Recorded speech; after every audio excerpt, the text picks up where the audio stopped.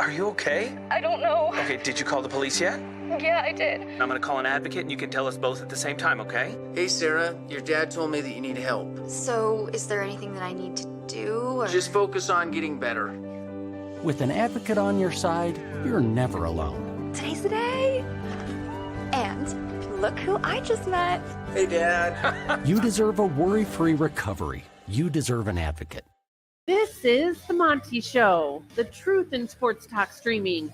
When you want unbiased opinions about your favorite team without the spin, all you have to do is find the Monty Show, streaming live and available 24 hours a day, 7 days a week on YouTube.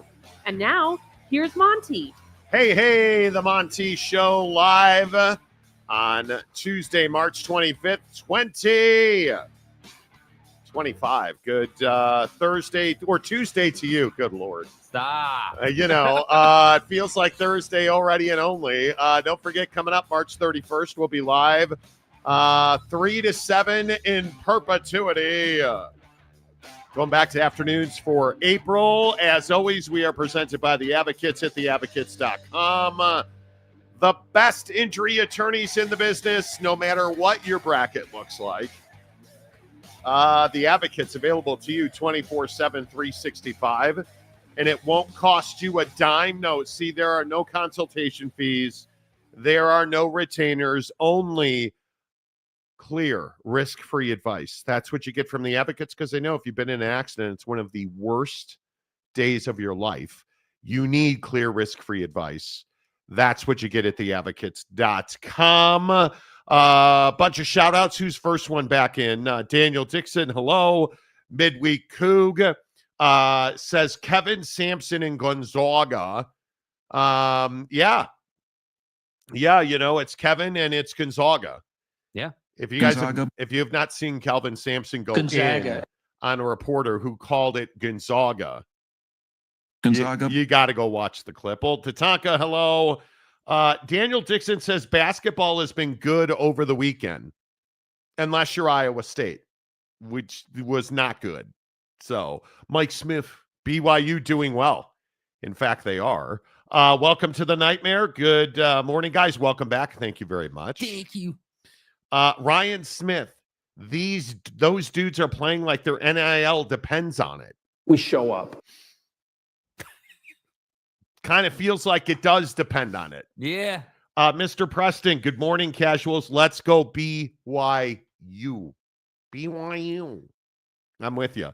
Mikkel, good morning. BYU can win any game. It just depends on their guard play and if they're shooting the three well. Have you guys seen the gaudy?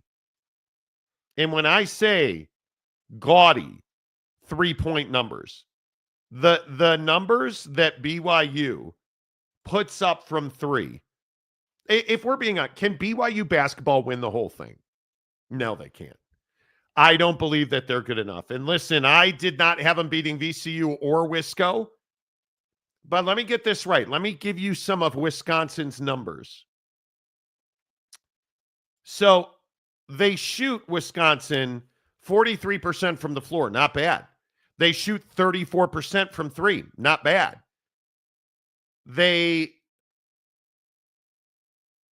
Other than that, they were terrible. I was trying to find good numbers. Wisconsin, look at the number. Look at how BYU dominated. 49% from the floor.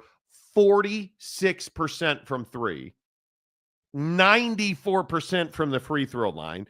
They out-rebounded Wisconsin 41-32. They out-assisted Wisconsin 21-11. This is the remarkable number. BYU only turned it over 11 times. And the crazy part is Wisconsin didn't have a single fast break point in the game. And I'm sorry, did you say they only lost by 2 points? BYU statistically dominated this game top to bottom and only won by 2.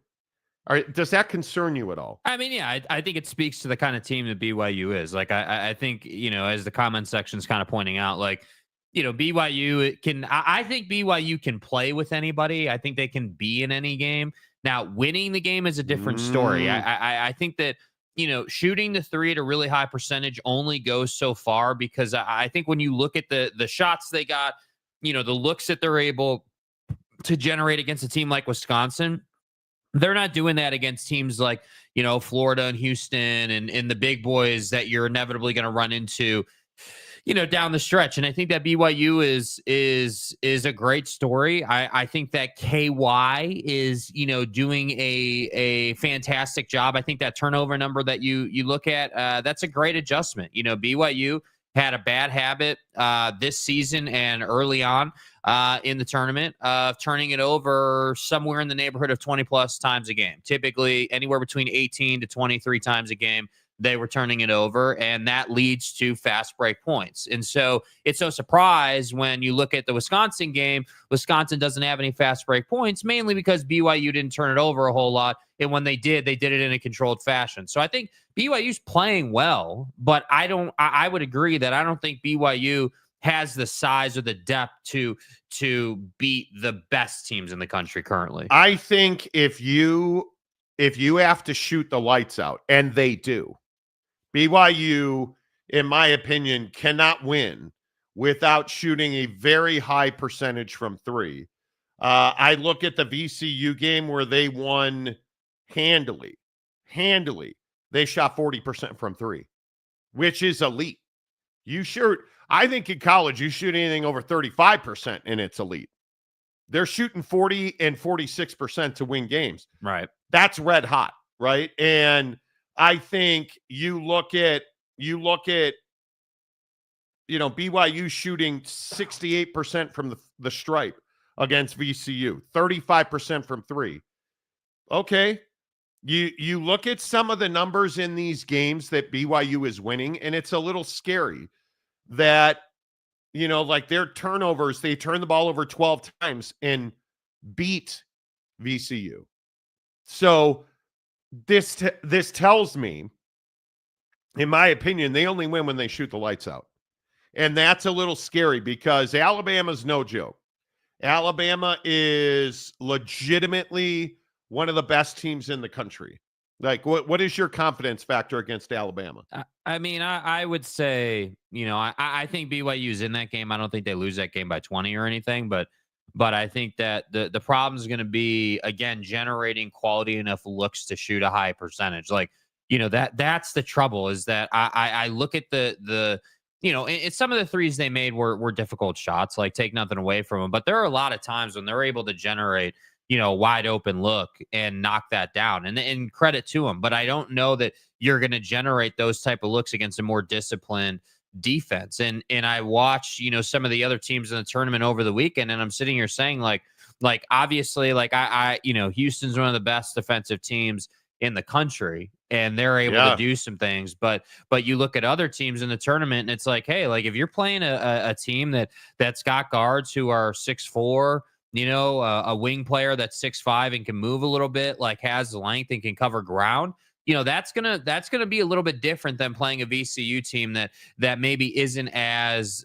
doesn't have nearly as much size, and a team that you can really manipulate offensively through screens and movement. And that to me is where I say, hey, you're playing Alabama, Nate Oates and that offense, and you're looking at that team and you're saying, yeah, like you're probably not holding Alabama down. Like that's a 80s, 90s kind of game if you're going to win it. And once again, I'm sitting here saying, yes, you've defied the odds, but at some point you're either going to cool off or a team's going to force you off of the 3-point line, and you're going to have to figure out kind of how to get it done in the 2-point game. And that's my concern. So my confidence level is probably only 50-50 at best that they can actually beat Alabama. I have a lot of confidence that Kevin Young is going to find a way to put them in a spot to at least give them a chance, though. Well, I think you look at Clifford Omarui and you say to yourself, he's the linchpin of that defense at Alabama. And he's one of the reasons, Cliffy is one of the reasons that they made St. Mary's look pretty pedestrian. That's a good basketball team. And I think that's what worries me most. And I look at the fact that Omarui's averaging 14 points, 8 boards, 2 blocks in the tournament. They're going to be a handful. Can BYU win the game? Absolutely, they can win the game. they're going to have some kind of special performance, because I think Alabama matches up very well with BYU. And you look at the fact that Alabama is one of the fastest teams in the country. They are looking at their rankings, and it's one of the better offensive units. They have a tough, and this is the thing that really stands out to you. They're probably a top 5 defense left in the tournament, Alabama. And what I was really surprised how easily they handled St. Mary's. Really surprised. Yeah, well, I think when you're 13-5 in the SEC, and you're a 24-win team overall in the regular season, like you're a good team. You have a lot of different ways that you can win. But once again, I'm going to point out that if you're BYU, the thing that I think is concerning is that this is a team. You go back and look at this team and what they did in the regular season. Not that it's a like for like, but this is a team that regularly scores 90 points. Like, you go look back and look at their game logs. This is a team that does not struggle to score the basketball. And that's the thing. If you watch BYU basketball, on the defensive end, that's where I'm looking at this. And I'm simply saying, like, hey, like, you're able to get some steals and do some things, but I don't know. I just think when you play teams that have length and size and can move and have that next level of athleticism, it obviously gets more difficult. So I think they're in the game, but I'm not going to sit here and pick them to win the game, certainly. Well, it's the first time they've been in the Sweet 16, in 14 years? Yeah. Richie Saunders is playing unbelievable basketball, putting up 25 a game. Kevin Young certainly has brought the best in the offense out. They move the ball exceptionally well. They tend to find the open look more than most teams do. But it'll be interesting to see, if you gave up 89 to Wisconsin, how much are you going to give up to Alabama? Because the thing that worries you, if you look at the numbers, 175 and a half. 175 and a half. They're expecting a very high scoring game. Yeah, I mean, I think if you're BYU, 85's got to be the number. I mean, if you can keep Alabama, 85 or less points, you're going to have a great shot to win that game. If you allow them to get out to 91, 94, 95 points, you're losing that game. Yeah. And I think that again, it's this concept of how do we shoot at a high rate and an efficient manner? Because I also think the efficiency numbers are something to look at with BYU. It's not like, yes, they shoot a lot of threes, but they're also making a lot of those threes. So right now it is efficient basketball, even though it is in volume. And that's the thing that is again, as I said, after they beat VCU, you're going to live by the 3 and die by the 3 if you're BYU. And I think that this is not a team in BYU that is regularly going to put up 95 points. That's not their squad. They are an 87 to 90 point team trying to hold down a team that scores over 90 points with regularity. And that's where I just think that you have to find a way to confuse Alabama offensively and generate those looks. And I do think that Kevin Young deserves a lot of credit for being able to look at these teams and say, hey, this is how we're going after these guys. This is what we're Richie, I need you to do this, and I need you to get it to this guy to get the look. And if I would assume we would see another unique game plan out of them for Alabama. Yeah, I mean, I think they're probably one of the top. BYU's one of the best offensive in the country. I think we know that. Who's the best 3-point shooting team in the tournament? Probably Houston. BYU's got to be dealt with offensively. I just really worry about Alabama's ability to control the defensive end of the floor with their size. That's what I'm worried about. That we'll see how all that plays out. And I think that they are fast. Alabama is incredibly fast. So we'll see. I mean, it's a matter of what percentage of threes go in for BYU. Oh, yeah. And if it's a lower percentage, Alabama's going to have more transition baskets. Yeah. I mean, if you're shooting threes and getting those long rebounds generated, we all know how that works, whether that's the college level or the NBA level. Yeah. Bama plays zero defense, Roy Wall says. Have you watched Alabama basketball at all? That's simply not the case. So, Bama is not an elite defensive team. They're no Houston. How many Houstons are there? Yeah. I would say in the country, they're top, and I can look it up for you. I guarantee you they're top 50. Probably in the entire country, I would guess that they're top 30. And if you're a top 30 defensive team, I don't know what you mean by they're no Houston. If they're no Houston, Houston's one of the best defensive teams in the country, if not the best. Like I don't know that that's a fair bar to be comparing Alabama to. Nobody said that Alabama is the best defensive team in the country. What I'm saying is that they're a better defensive team in the matchup, without a doubt.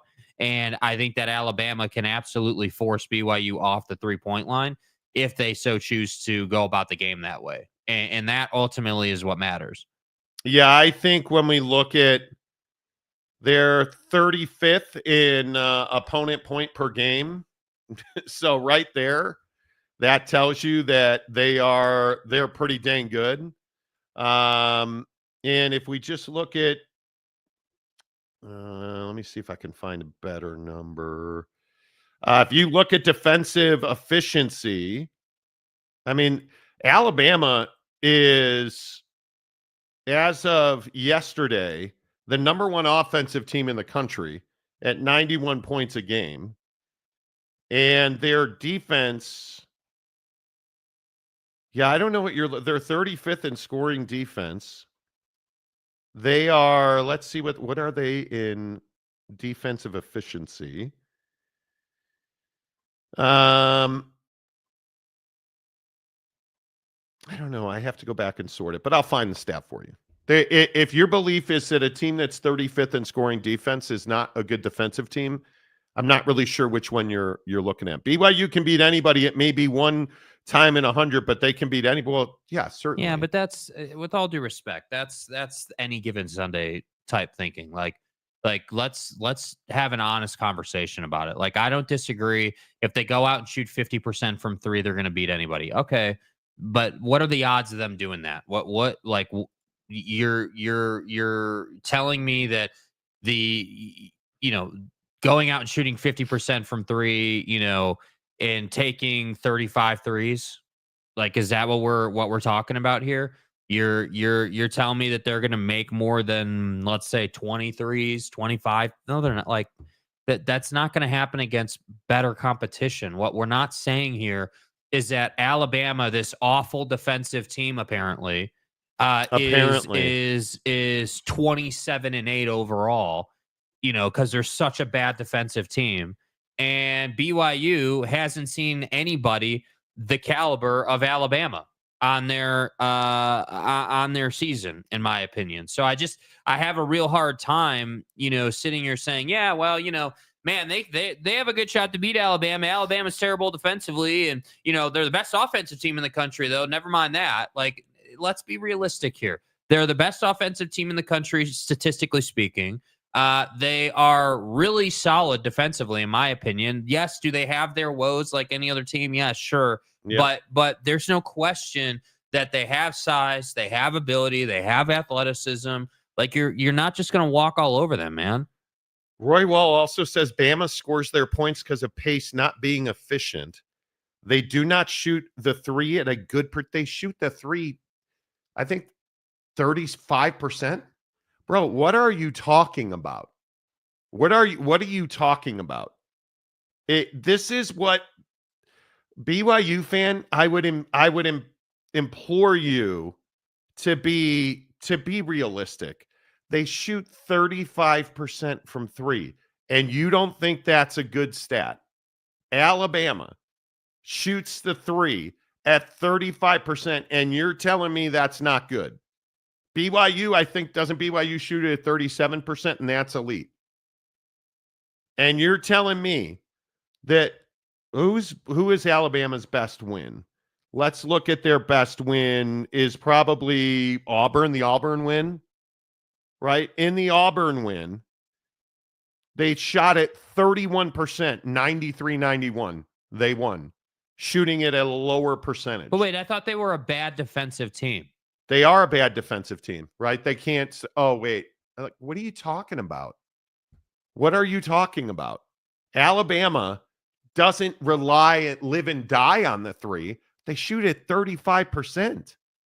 And somehow that's a bad thing? You're telling me that 35% from three on the dot, that their field goal percentage as a team is 48%, and that's a bad thing? BYU fan, you have to be at some point realistic about the way you look at the. I'm just going to guess you're not going to be realistic, because that's fine. Whatever. Like, do you really think that Alabama is accidentally 27-8 just because they play at pace in the SEC, dude? Like, you really think that's the case when BYU shoots 37% from three and Alabama shoots 35%, and Alabama's a better free throw shooting team, and from the floor their number is almost identical to BYU, but all of a sudden BYU's this incredibly efficient team and Alabama sucks and only runs? This is where I tell you, you might want to be more realistic than that. You know, it is to me, when I look at Alabama's best games, because I think that's what you need to do. Go look at the opponent's best opponents. Yeah. When you're playing one of the best teams in the country, you score 93, they score 91. That tells me you're fine. That's what that tells me. Yeah, it tells me that you have options in the half court. You have the ability in a tight game to go down and run sets to try to get good looks. And in their top 25 games, they held Oklahoma to 79 while scoring 107.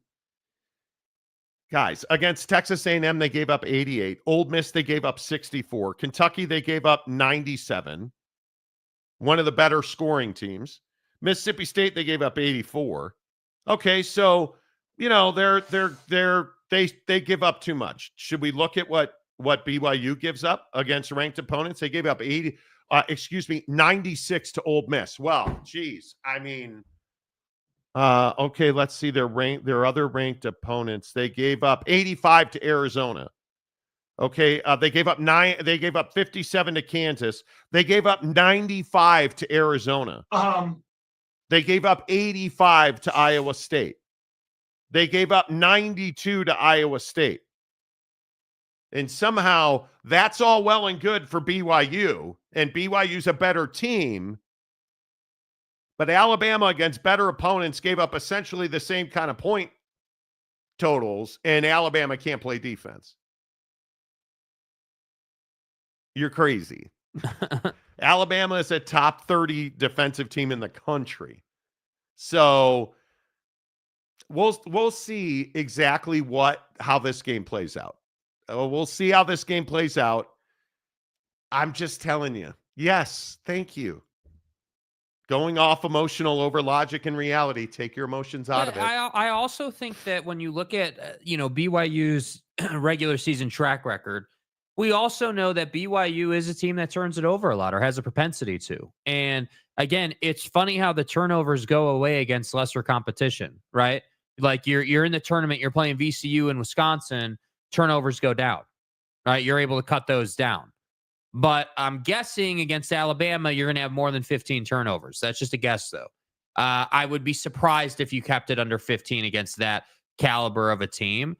And I'm just telling you guys, I love, like we always get in this situation with BYU fan because with all due respect, you take it so damn personally.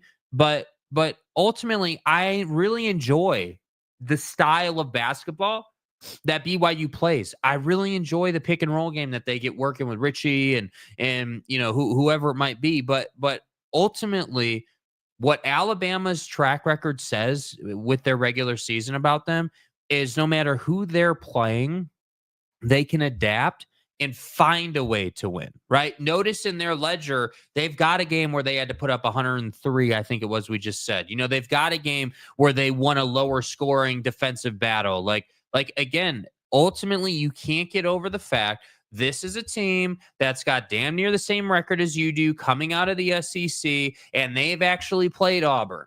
right? They've actually played Florida. They've played the best teams in the country, and you haven't yet. So let's make sure that we're on the same page about level of competition. I think that matters as well.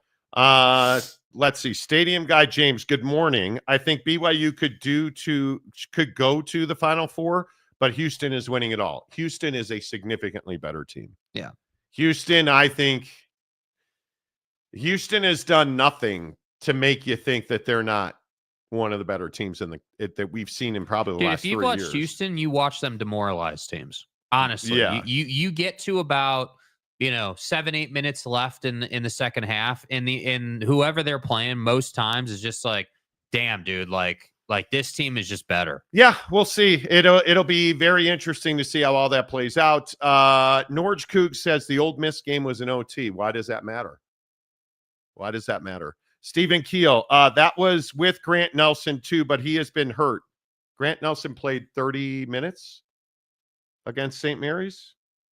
Grant Nelson, 28 minutes, 1 of 4 from 3, 12 points, 2 dimes, 8 boards. Do you guys, this is what I mean. Like, do you guys pay attention to, dude? Like, do you guys pay attention to this stuff at all? Come on now. Grant Nelson is playing. His knee is fine.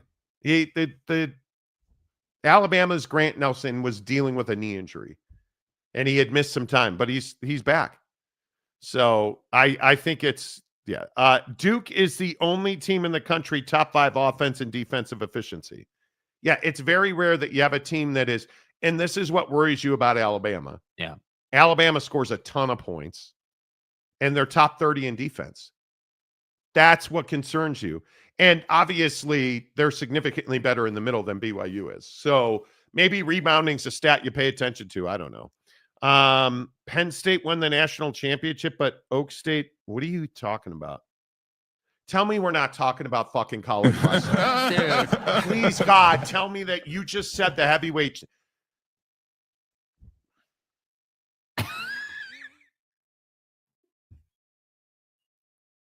Bro. James, did you really bring up college wrestling? I give up. When you played Houston twice, yes, they got blown out both times, but they still played one of the best teams in the country 2 times. Listen, I'm not the one besmirching BYU here, man. I think BYU, the thing that scares you is they live and die on the 3, and I agree with Jake. They tend to turn the ball over too much. Yeah. And when I look at their games down the stretch, like if you look at big wins, like the Houston loss. The Houston loss was early January, right? Houston, in the games against Houston, BYU shot 33% from 3. Houston shot 47%. Houston badly out-rebounded BYU 37-24. That's what scares you. BYU turned the ball over 15 times, leading to 24 Houston points. That's what scares you, man. That's why I'm saying, like, the better teams are going to make you pay for the turnovers. The better teams inflict their will against you. Yes. That's what significantly worries you. And then in the second loss, obviously, where Houston was a much better team, what was that, last week, 10 days ago or whatever it was? You look at that loss, they lost by 20. And again, what are the numbers that stand out to you about BYU? 3-point shooting, 21% from 3. Mm-hmm. Rebounding. They actually out-rebounded Houston and lost by 20. Yeah, and what's the thing with both of these games? You damn near scored the same amount of points in both games against Houston. And you turned the ball over 13 times this game, 15 last time. You just look at some of these numbers. It scares you a little bit. BYU lives and dies with the 3. Yeah. And I think that teams like Houston are going to make that very difficult. And I also think for BYU, they're not a team that can afford to try to come back in a game. I mean, obviously they can get hot and go on a streak. But if you watch the Arizona-Oregon game over the weekend, Arizona gets down early. Oregon appears to have the upper hand. And then Arizona just kind of goes to work and starts, pounding the boards and taking over the game. and they wind up winning that game and controlling it. And again, that's the thing. BYU doesn't have this, in my opinion, another way to win the ball game. That they need to shoot well, not turn it over, and then they need to, when they play their best basketball, they have good pick and roll sets working that inevitably give them two options for whoever the roller is, to kick it or to finish. Well, and I also think defensively, BYU, like the Iowa State games, worried me because Iowa State had some really clean looks from three. Mm-hmm.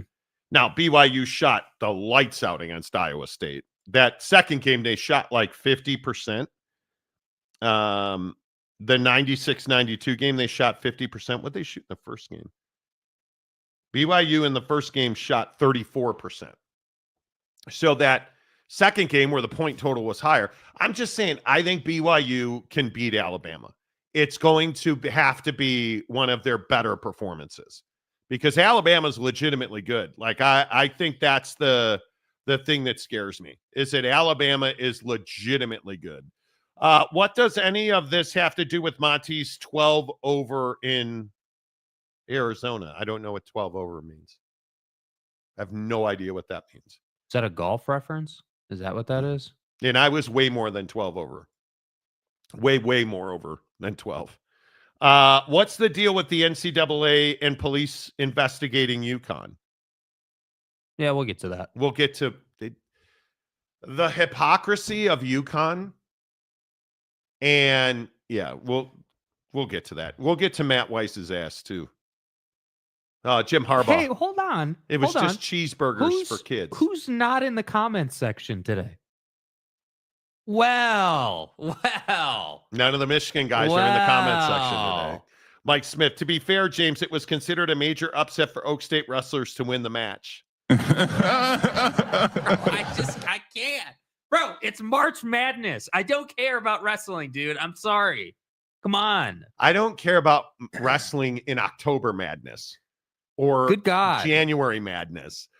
Texas got a new coach, Sean Miller. If you could please pronounce his name correctly, it's not Sean Miller. It's scumbag Sean Miller. Yeah. And if we're being really, if you look at his birth certificate, I believe it says scumbag sweaty Sean Miller. Shame. This is an awful decision. Awful decision by Texas basketball. Don't even get me started. High casual, Sparty will win it. They rebound, play defense, and run the fast break better than all the teams left. Good betting value at plus 2,000. Thank me later. Okay. Lopes fan Gabe, good morning to you. Roy Wall, bring on the skin fungus. No, I'm not doing wrestling. I'm not doing it. Hook and ladder. Alabama's anything but disciplined defensively. Nobody said they were disciplined. Yeah, no, guys, this is not confusing. Why are we struggling with this? Bro, we didn't say they were disciplined defensively. We said they were one of the best defensive teams BYU is going to see in their run here. They are athletic. They can give you problems. Like, nobody said they were a top 5 defensive team or they're just incredible. Like, that's not the point. The point is that they're able to get stops when they need to, and they've done that against the best talent in the country. So there's no question they could do it against BYU and probably will. Oak State James for $5. I was responding to someone else's comment. I'm very excited about the basketball tourney. 3 of my Final 4 are still in. BYU, Houston, and Texas Tech. Now, you guys will remember that a certain somebody on this show, how many bad names was I called because I had, my Final 4 and I had way too many, and the SEC, there's going to have 2 teams left. And okay, so I don't know dilly about Dicky, but Dilly. All I know is my Final 4 is still intact. No Elmanes. And, It's fine. Listen, it's fine. If you guys want to cry about how Oak State lost in wrestling, blame the Von Erichs. Blame the Von Erichs. I'm fine with Kerry Von Erichs the problem. Right? It's it's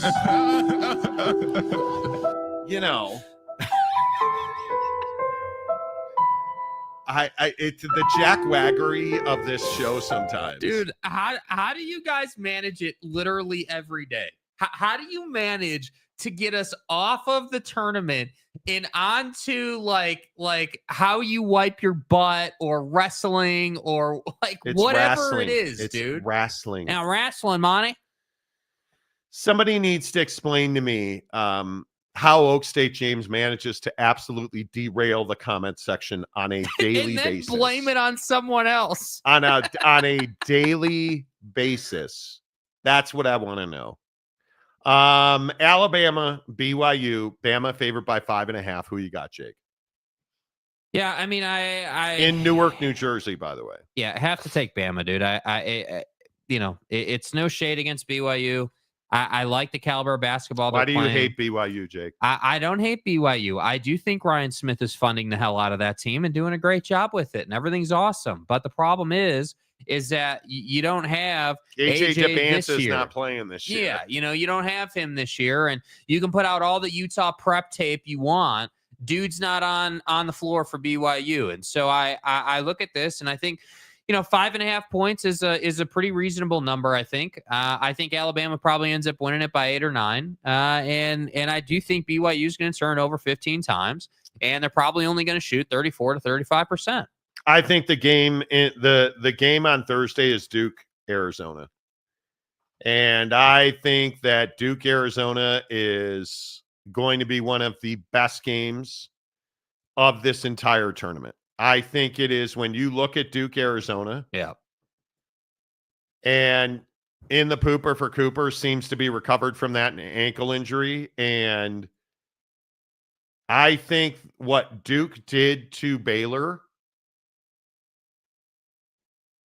I mean, they make SVU episodes out of crimes like that. Like somebody call Stabler and Benson. Yeah. Because that was an absolute dismantling of Baylor. Right. And Pooper's Cooper, Cooper's Pooper, Right. and Cooper Flag And stuff. only played 29 minutes, 18 points, 6 dimes, 9 boards, and a block. I'm going to say he's feeling fine. And Tyrese Proctor continues to be one of the best players in the country that nobody talks about. And I love Duke in that matchup. Now, having said that, we watched a pretty good part of that Arizona game.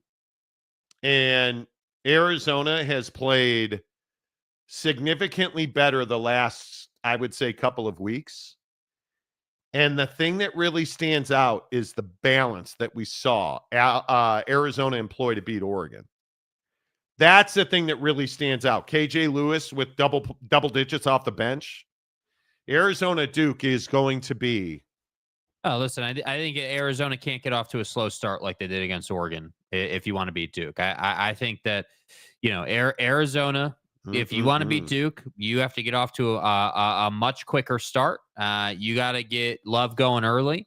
I think that you have to announce your presence on the glass early, and control possessions early, because what you can't have happen is you can't be settling for contested threes and having all these long rebounds and allowing Cooper Flag and company to get out on the break and get out to a 10, 15 point lead, 7 to 10 minutes into the first half. That can't happen if you want to win this game. And the terrifying part is, to your point, Duke torched Baylor, and it wasn't even close. And so much to the point that Cooper Flag doesn't even have to play more than 30 minutes.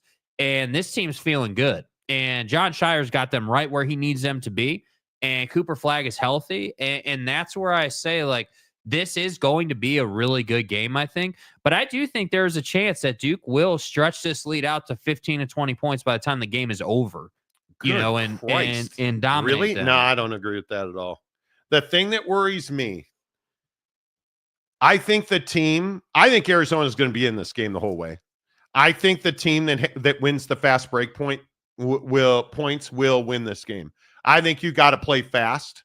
I think that I just didn't love the thing that worries me for Arizona's side. I didn't love just how the team felt to start that game. Now, hey, maybe that's a one-off, right? Okay, one-off, just came out flat, just one of those games. Okay, cool. I'm fine with that. We can say that about Arizona in that game as a team. Let's say they come out scorching hot. Yeah, okay, cool. It'll be a 5-point game the whole way. It'll be 2 possessions with 5 minutes left. Okay, all right. I could kind of see that. But I could also very easily see Arizona coming out slow, having bad shot selection, not playing well the first 5-7 minutes of the game, and chasing Duke the whole way. I could easily see a game like that only because Duke is playing so well. Duke is playing dominating basketball right now. So that's what concerns me. We'll see. I think that this game's going to be unbelievable. Mm-hmm. It is. I mean, certainly it's got, one of the best games of the tournament written all over it. Ooh, that's going to be amazing. Stadium guy James, BYU is red hot. They have peaked at the right time. They are. I'm taking BYU. I think you should. Jake talking like an SEC homer now, Sergeant Moorhugh says. Oh, sorry if you don't like it, dude, but the numbers are the numbers. Jeremiah says another word timeout for you, James. Mike Smith, they just play in the numbers odds with the SEC teams. Well, but do you guys, and to Lope Fan Gabe's point, because his little Lope, his boy, has his Elite Eight intact, and he went chalk. There's no Cinderella anymore. Do you guys hate or love this tournament? It's all majors. No mid-majors, no G5s, nothing. It's all the big boys. Is that good or bad for college basketball?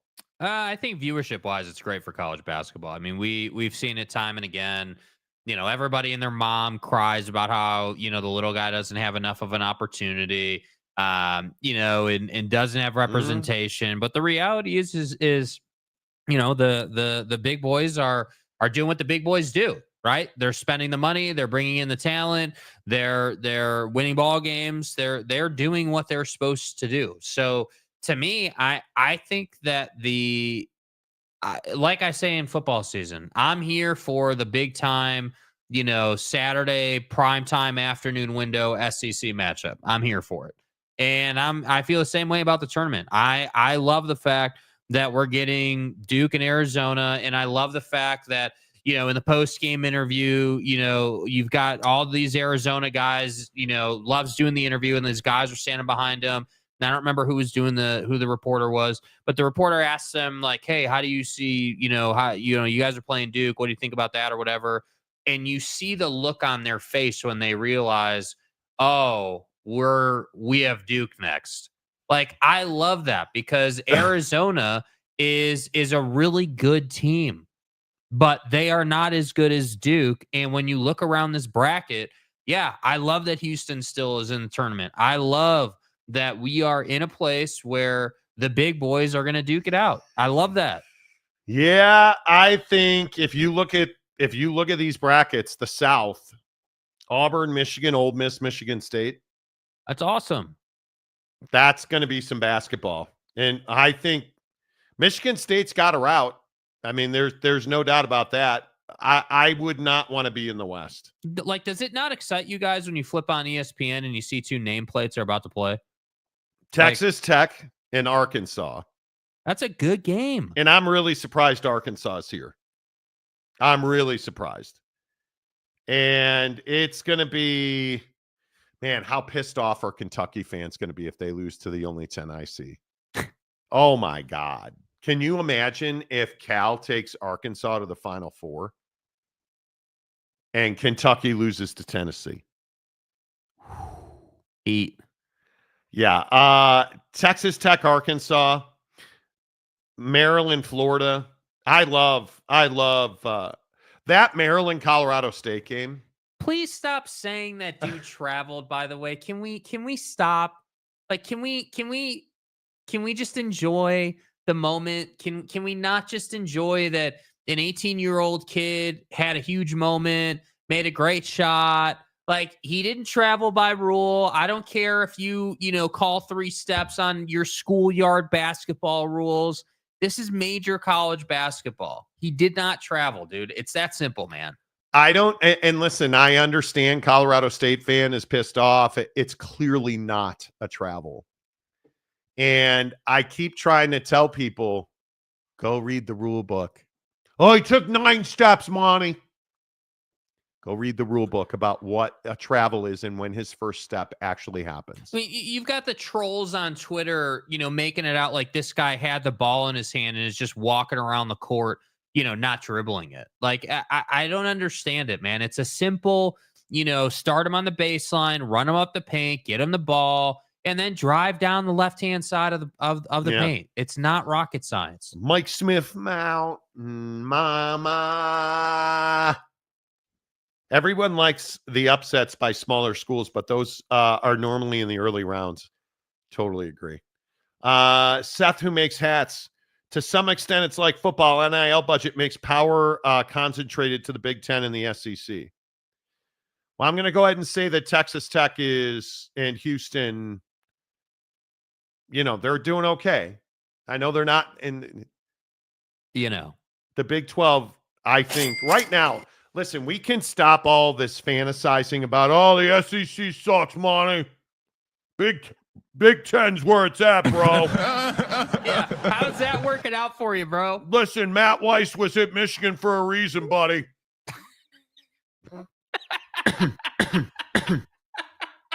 Quote, lone wolfing it at Michigan. Matt Weiss, listen, they were buying cheeseburgers. They were hacking cheeseburgers off of computers for kids. Monty, he was just putting in an online mobile order. That's it, dude. You want to see the meat online? Matt Weiss is your guy.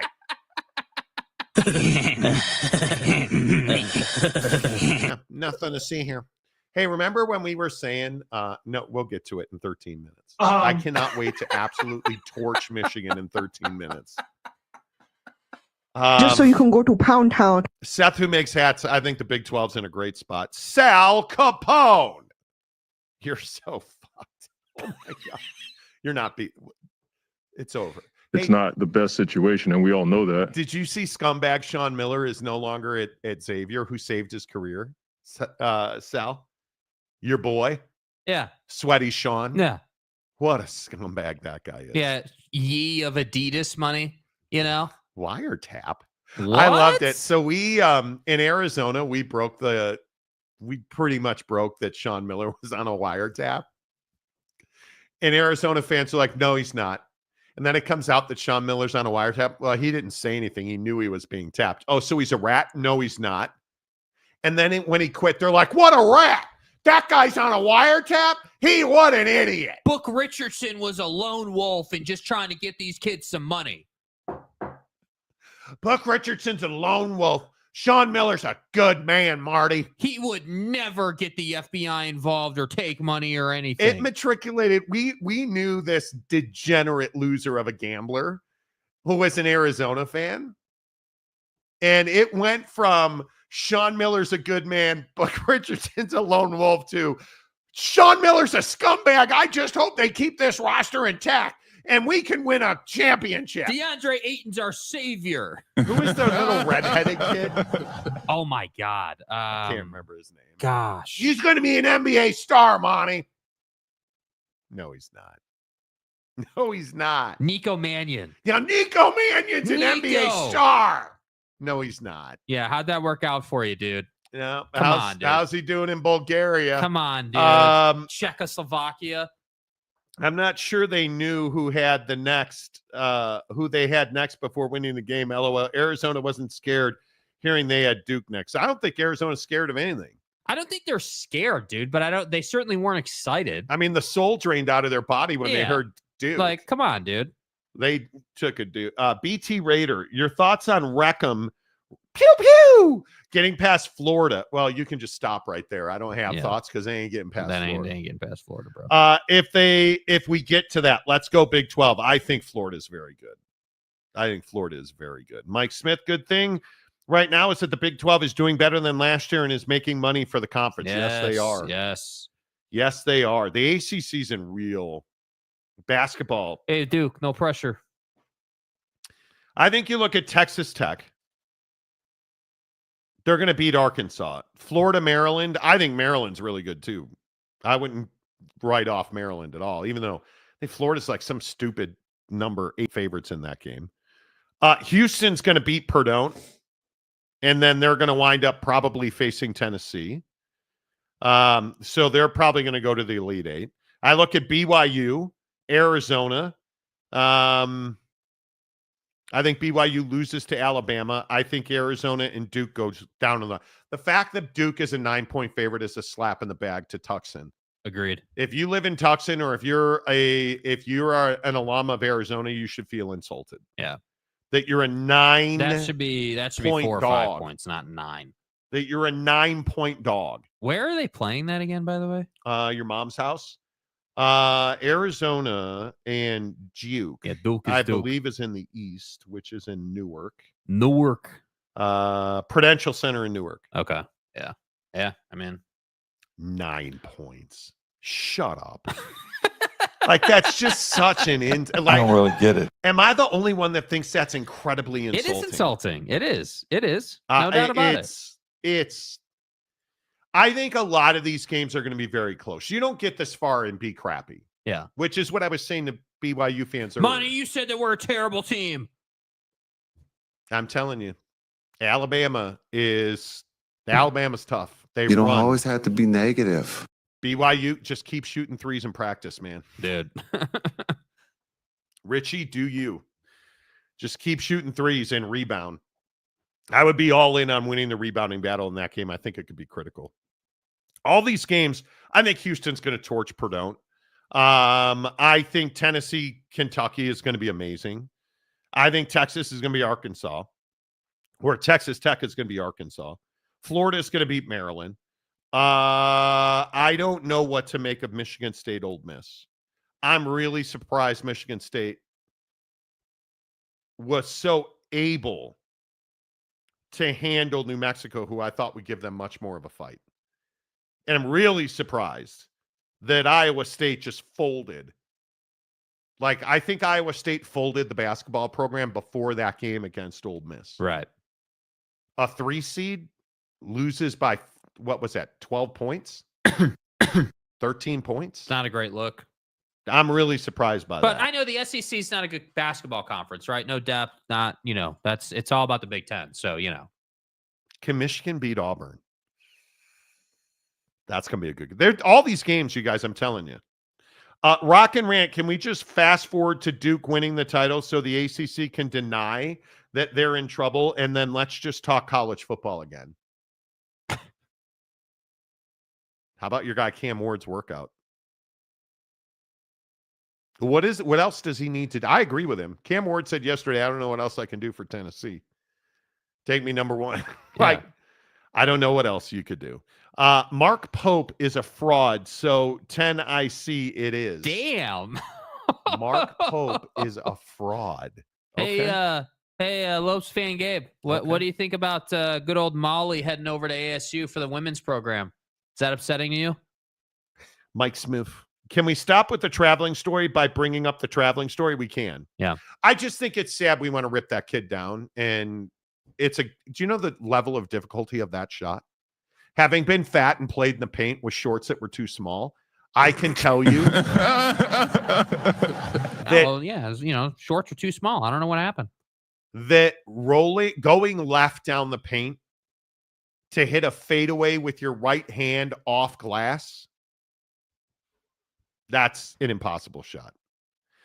Mike Smith, there was no second hacker behind the bush. I think you might be right. That could be true.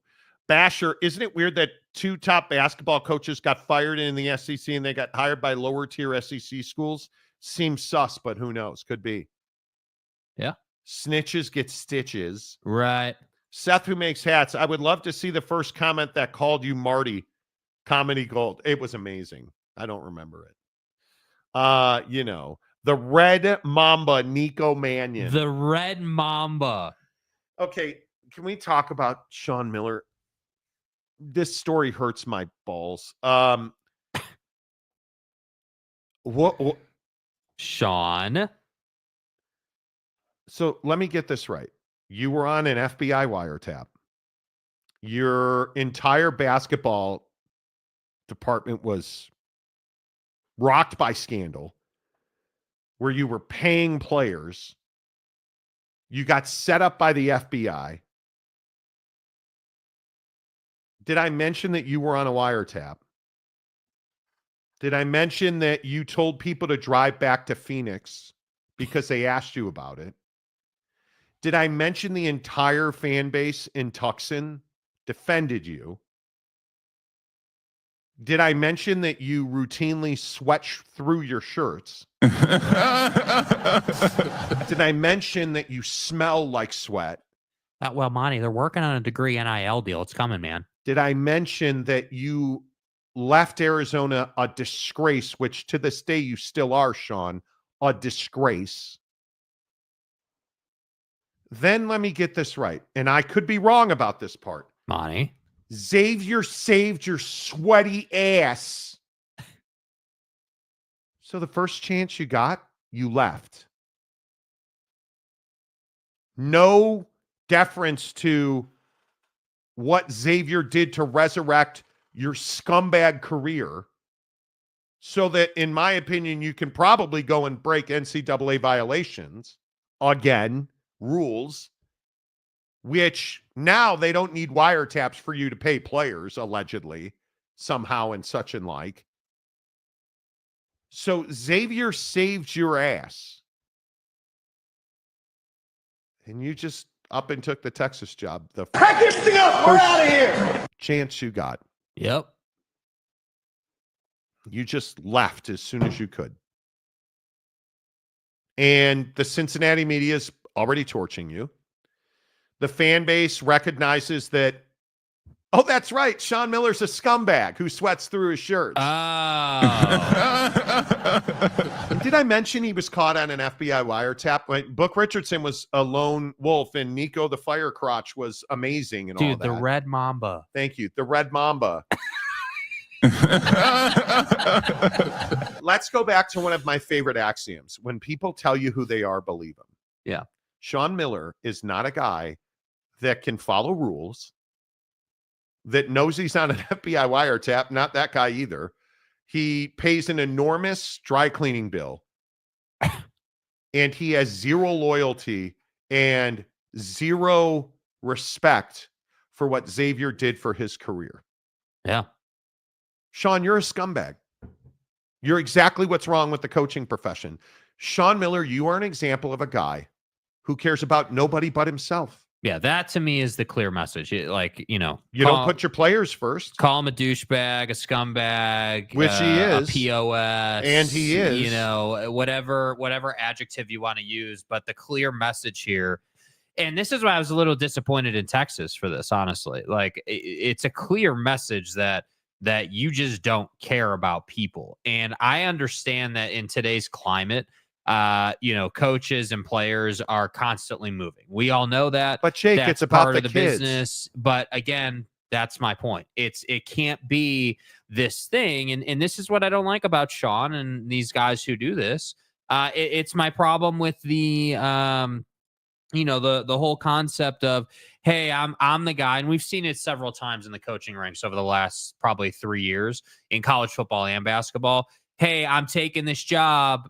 I see myself being here for the long term, and then not 11 months later, you're taking another job. It's like, I would rather you just say, it's like what Derek Queen said in the postgame when they asked him about his coach. What did he say? Well, first of all, he paid us. I'd rather Sean Miller just say, yeah, they paid me. I took them deep in the tournament, and now I'm moving on to a better job. And how did you get into the tournament, Sean? For the last, it's not even that you kicked Xavier in the balls. You kicked him in the balls, they fell down, and then you stomped on their balls. Because you got into the tournament by beating Texas. You're the head coach, albeit a scumbag head coach, at Xavier. You beat Texas, and then you lost the next game. So you went and took the job at Texas. So the only team you beat to get into the tournament, you then went and took the job, leaving Xavier, who saved your scumbag loser career, to go to Texas, the team that you beat. Okay, makes perfect sense now because it's Sean Miller. Now, we need to talk about Chris Del Conte for a minute. Need to talk about Buddy. So every time that good old Chris wants to fire somebody at Texas, he only does that when he has a replacement lined up. Yes. Right? We know this about Chris. So before the Sean Miller news came out, scumbag Sean Miller. Excuse me, before the, money grabbing, wiretapping, FBI dating, scumbag Sean Miller news. Did I mention that Sean Miller was on an FBI wiretap? Yeah. Did I also mention that means the FBI was listening to your calls, Sean? Yeah, the FBI was so far up your ass scumbag. that they heard all your calls before, after all that came out. Chris Del Conte decided, hey, I'm going to go ahead and fire my coach because he lost to Xavier in the tournament, only to turn around and hire scumbag FBI, Book Richardson, Red Mama, DeAndre Ayton, having ass Sean Miller to be the basketball coach at Texas. So I'm not giving Chris a free pass on this one. When Sean Miller inevitably flames out at Texas, and he will flame out at Texas, you can book that. No pun intended, Book Richardson. I'm not giving you a free pass, dude. You know who you're hiring here. And I don't want to hear any, Sean's a new man, and he's back at the top, and he's going to be He's not paying DeAndre Ayton $100,000 allegedly, which he talked about on a wiretap at Arizona. He's developing young men. He's not just paying them and turning and burning. Yeah, Wiretap? okay, dude. What? Okay. Come on, bro. What?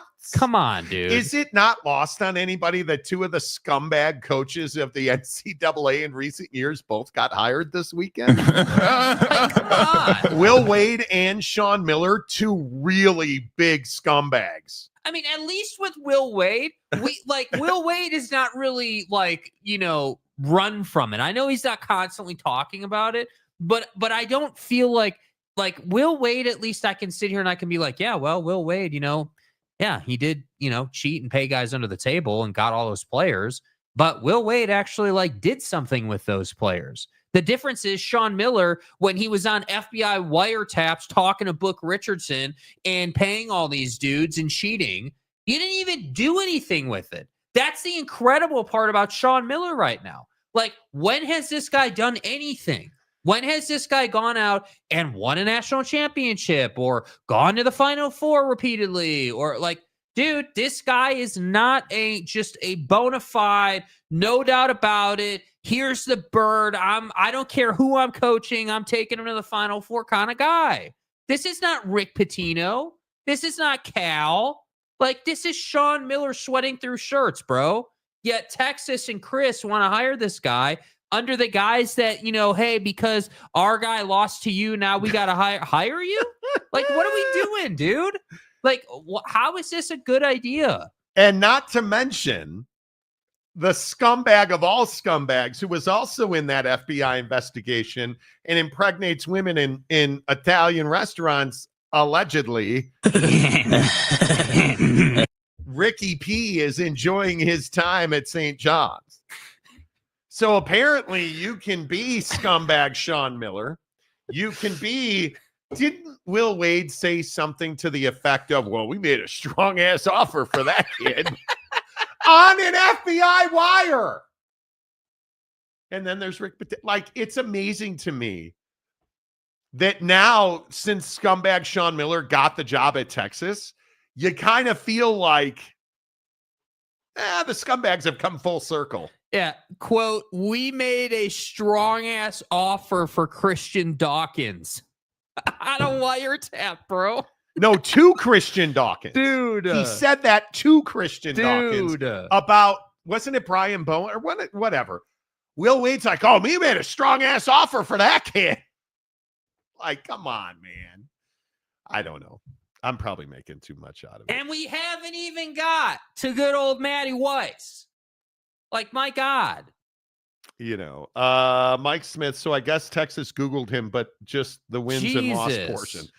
Listen, I don't want to know about wiretaps or whether he's a rat or not, but He's got no class. Does Sean Miller win games? Yeah, he's a scumbag. He wins games. Oh, I win. Google me. Hired. By the way, Texas basketball is back. Selectively aggressive. On FBI wiretaps. Damn Skyline Chili. Exactly right. Matthew Hinkley. Matthew, hello, good morning. Tell you don't watch BYU without telling me. Okay, so now we don't watch BYU games. So hold on. This so here guy's we are. back. So we're retreading the, hey, you guys don't watch anything. But if you're going to come in and try to be a red ass, at least spell it out right? Like, at least word it correctly. Tell you don't watch BYU without telling me. BYU defense is severely underrated. Okay, so just so you know, this time of year, you're not underrated or overrated. You're pretty well, it's known who you are. The only reason Wisco was close is because the refs were idiots. Oh, so we don't watch basketball and the refs are idiots. So Got it. Let's pull up the Hurley clip, because this is the kind of energy. This is a perfect segue into talking about good old Dan. Now, I want to, before we play this, dude, I want to preface this by saying, I love when head coaches in basketball or football at the college level want to blame everyone else for not winning, right? So you want to come in to the tunnel after the game and you want to run your mouth because you're so pissed off at the officials because they allegedly cost you the game, that your media manager guy is threatening media managers because they took this video where you're telling people that I hope they don't F you like they F'd us. Yeah, nice look, Dan. That's really professional, bro. Yeah, Dan Hurley. So Dan Hurley was caught on video by a reporter after the game dropping F-bombs. And allegedly, UConn staff threatened a reporter saying that they would ruin him if that tape saw the light of day, which, because we're about to play it, it's seen the light of day. Dan probably should have taken the Laker job. I hope they don't do that to you, man. I hope they don't do that to you, man. So let me get this right. You did that, and it's the media's fault? Yeah, because as the UConn staff said, Dan, the last vision of Dan should be him walking off the court arm in arm with his players. Well, Dan kind of made that impossible when he was dropping F. I hope they don't do like this. I hope they don't do that to you, man. I hope they don't do that to you, man. What are we supposed to do? What the hell is the media supposed to do when you walk off the court and act like this? You act like an idiot in the tunnel and blame it all on the officials. Now, I understand, because inevitably in the comment section, we're going to get it was heat of the moment, and we're going to get heat of the moment guy trying to defend Dan in this behavior. And you're going to say, oh, well, hey, he was just pissed off. It was right after the game. Okay, I understand. But correct me if I'm wrong, the head coach has a higher responsibility to be able to separate his emotion from the situation and not say anything. Go back to your office, Dan, and let it out. It's a mistake. Dan Hurley should not have done that. UConn should certainly not have threatened the reporter. You can't do that. I mean, you can't tell a guy we're going to ruin your life if that tape sees the light of day.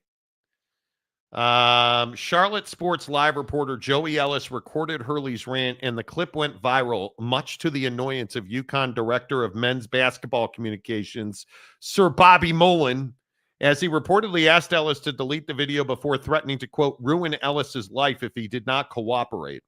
Ellis left the video up on his X account, and Mullen later released a statement not regarding his own actions, but instead doubling down on the displeasure with the clip taken of Hurley. Quote, the lasting image of Coach Hurley leaving the court should have been him walking off the court arm in arm with his seniors, overwhelmed with emotion. Instead, a reporter was in the area he should not have been, recorded on his cell phone a private comment made to members of another coaching staff. No, he was yelling.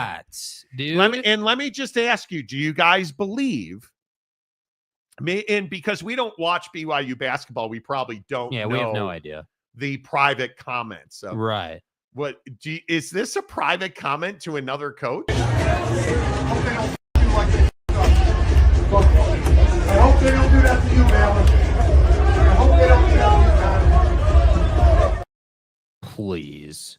I don't think those were private comments made to other coaches. Just put out a statement saying that Dan was fired up after the game and spoke out of turn. Dan was that's all you got to speaking with do. emotions. Yeah, that's all you got to do, man. But to sit here and blame the media, and it's like the Patino clip that was all over X over the weekend, where he says to the reporter, "Hey, you're asking leading questions, about my best player only playing, it was like 29 minutes or whatever." Like, dude, these are not actually leading questions. We're trying to understand why this happened or that happened. And ultimately, I understand that you don't want the what did he say? The lasting image of Dan walking off the floor. The lasting image of Dan should have been walking off the floor, arm in arm with his seniors. Yeah, well, maybe then Dan shouldn't have been F-bombing in the tunnel, dude. That's what I'm saying. On, and then bro. you threaten a guy's God. life over. We're gonna ruin your life. Come on, dude. Like, what are we doing? Well, what we're doing is having the police investigate the threat now, apparently. So I think it's wild. I think it's absolutely wild. The officiating sucks. I think we all know the officiating sucks. Depending on who your favorite team is, they're always getting screwed by the official. I totally get it. But like, that's not why. I don't actually think that's why Dan is that pissed off. Dan lost that game, and it's a hit to his pride, so he's blaming the officials. Because you're not going to win a championship for the first time in 2 years. It's tough to lose. Get over it, Dan. Totally I get it, dude. Nobody likes to lose. A red asked Hurley, you don't say. Yeah, like, come on. Ask ASU and those of us who have worked with remodeling houses with some basketball coach at ASU. Dan Hurley now qualifies for Utah Athletics. Stop. Oh, that's funny. The Hawaiian golfer, Dan, Baylor got taken behind the woodshed. Yes, they did. Had to say it 3 times, but they wanted to threaten to keep it quiet. That is some killer PR work right there, isn't it? Always.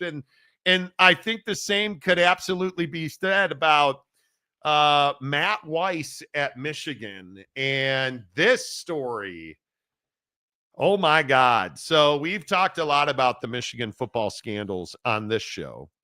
And I think we all share the opinion that we don't know just how bad it is until we all know how bad it is. And maybe scumbag basketball coach who now works at Texas has an idea of what it's like when the FBI's on your campus, because certainly Michigan fans did not. And now we do, because the reports have been released on Matt Weiss, the former Michigan assistant football coach, offensive coordinator who worked for Jim Harbaugh, who we knew the FBI was on the campus in Ann Arbor investigating computer-related crimes that involved Matt Weiss. Well, now we know that Matt Weiss was hacking into databases, stealing and changing passwords, allegedly, for the purpose of accessing private and a lot of times intimate photos of mostly female college athletes. And what he was planning to do with those photos, nobody knows. But now we know that a football coach at Michigan is looking at decades in prison because he committed multiple felonies, allegedly, related to computer hacking for the purpose of stealing nude photographs of mostly female NCAA athletes, including multiple athletes at Michigan, who have now filed suit against Matt Weiss and the University of Michigan for Weiss's behavior or alleged behavior while he was on staff at Michigan. It does not get worse than this. We can talk about recruiting violations. We can joke about cheeseburgers for hungry kids. This is the worst of the worst. This is allegedly Matt Weiss breaking into databases that had private and confidential health-related records in them so that he could learn information about athletes across the country who he then targeted other accounts, including social media accounts, where he would guess at their password, which was not at all encrypted. He would get a password reset. He would then gain access to the accounts. He would steal their intimate photos and do God only knows with them. Jake, this is in no way, shape, or form a lone wolf. And I don't think there's any way that the University of Michigan can just turn a blind eye and say they weren't involved in this, because this is the worst of the worst. Absolutely. And I think it goes far beyond any type of recruiting conversation or any type of talent acquisition conversation. I think that, Matt obviously this is not his first time doing this, clearly. When you have, this much ability, when you're this comfortable, it pains me to think that he's probably been doing this for a long time and nobody had caught on. And, if you go back and you remember the original reporting on this back in the day when it first came out, the FBI only caught on to this because of a tip, allegedly. Somebody had provided them with some type of tip that something was going on, and they started looking into it, and now here we are. And so I think about this, and obviously it's wrong on so many levels. But what really bothers me is that I just don't buy into, hey, this guy was your co-offensive coordinator, was a mainstay on the coaching staff, a key contributor allegedly, and everyone in Michigan land is sitting here saying that this guy, like Jim, had no knowledge, nobody knew what he was doing. Like that this guy somehow was just sitting in a broom closet doing this and nobody knew his activity, that people were just completely ignorant to anything that this guy was doing. And I just don't believe it. And it bothers me that we're sitting here talking about someone accessing people's private material and stuff that they should not have access to. And he probably wasn't the only one that's seen it, and that's the thing that really bothers me is that once again, here we are talking about how somebody under Jim Harbaugh's regime is doing something terrible. And this goes way past the integrity of the game now. This is like, you're personally exposing people. You are doing bad things to other people, and that should never happen at the college level. And you look at the way that the crimes are detailed. Look at over 100 universities, 150,000 athletes. He gained access to social media, email, and cloud accounts of more than 3,000 athletes. He allegedly downloaded personal, intimate digital photography and videos that were never intended to be shared beyond intimate partners. And he did this through a third party that the NCAA works with to house medical data. And I think this question about the culpability of the University of Michigan and whether it's Connor Stallions and Vacuum LLCs or Matt Weiss victimizing 150,000 NCAA athletes while on staff at Michigan football. This is heinous. It's unspeakable. It is the worst of the worst. And Michigan has to pay a massive price for this because there is no way to buy back the trust of 150,000 college athletes, 3,000 college athletes who had their email, cloud accounts, and social medias hacked by a Michigan employee. There's no way to buy back that trust. There's no recruiting restriction that's going to fix that. And the worst part of this is Michigan is responsible for the actions and employees of its staff.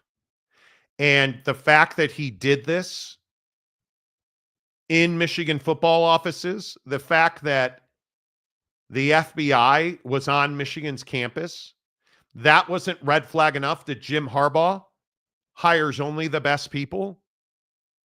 Was that not red flag enough that the crimes that were being committed and the atrocities against human beings that were being committed by the Michigan football department were not the actions of lone wolves? They were not the actions of just some perverse people. How many lone wolves are in that football department? Yeah. How long do you lie to yourself and continue to believe this narrative that, oh man, these guys just acted on their own and had no idea? Like, I don't know how people do that to themselves. I don't know how you're sitting here today and saying, yeah, nobody knew what this guy was doing. This guy just did it on his own, and he just rolled up to the offensive coordinators meeting and everything was fine. Like, no, dude, this is, I can't get by that nobody else in the athletic department knew about this. And if you're an athlete, looking at where you want to go, stuff like this should deter you from wanting to join the Michigan athletic department. 100%. The government alleges Weiss hacked the databases by compromising the passwords of accounts belonging to trainers and athletic directors. He downloaded the passwords the students used to access the system, then allegedly used that information he gained to obtain access to their social media, email, and cloud storage accounts by guessing or resetting their passwords. Keep your passwords. You got to use complex passwords. This lawsuit by these two female athletes says that the University of Michigan and its Board of Regents failed to supervise and monitor Weiss, which led to women having their privacy invaded, according to the lawsuit. It's just the worst of the worst of the worst. Like, how does it get defending worse? It. Yeah, I mean, it's awful. It is like heinous. Like 24 criminal counts, rather. 24 criminal counts he's facing. A class action lawsuit Michigan is facing. I just can't even imagine it. He worked for Jim Harbaugh as a grad assistant at Stanford. He took a job as an assistant to Ravens head coach John Harbaugh. He joined Jim Harbaugh at Michigan in 2021 as a quarterback's coach, and then he was abruptly fired in January of 2023 following Michigan's investigation into computer access crimes. I am amazed by this. What excuses are Michigan fans going to make now? How do you don't make this right? I will just tell you, you don't make this right. You can continue to point to whatever excuse you want to point to. Cheeseburgers for kids. Ryan Day's brother was a PI. Point to whoever you want to point to. You're not getting away from this. You're not getting away from it. Nor should you. In my opinion, there's no punishment stiff enough for this. You can strip wins away. You'll never give these women their dignity back. You'll never give them their dignity. You have ruined lives. You have ruined businesses. You have ruined... how does Michigan's reputation ever recover from this? Because you can sit here and tell me that, oh, there was no victim. It was just photos. How long until these photos wind up on the internet, if they haven't already? How do you, if you're a woman who was an athlete at one of these 150,000 students, mostly women, what was he doing? Are you telling me that this was all for personal pleasure? I don't buy that for a second. No. You hacked multiple databases. Allegedly, you hacked cloud accounts. You hacked this company, like all of these data storage places you hacked, all of these social accounts, to just collect them and peruse them when you're bored at night? Where are those photos? Who else has seen them? Who did you give at? Like, this is horrendous. And yet the scumbag Los Angeles Chargers hired Jim Harbaugh. Yeah.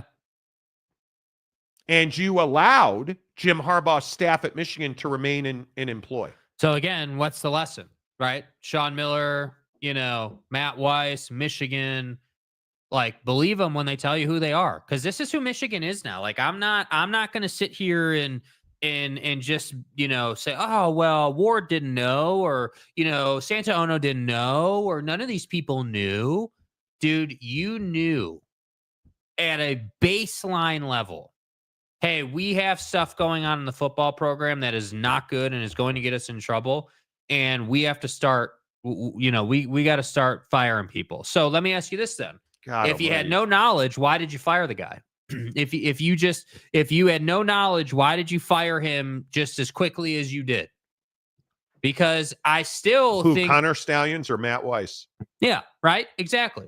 Like that's precisely the point. And so now all these dudes have moved on and they're no longer part of the program. And yet still, like you just said, you still have the Sharon Moores of the world in this program. Yet Sharon is somehow being regarded as a saint and knew nothing about any of this.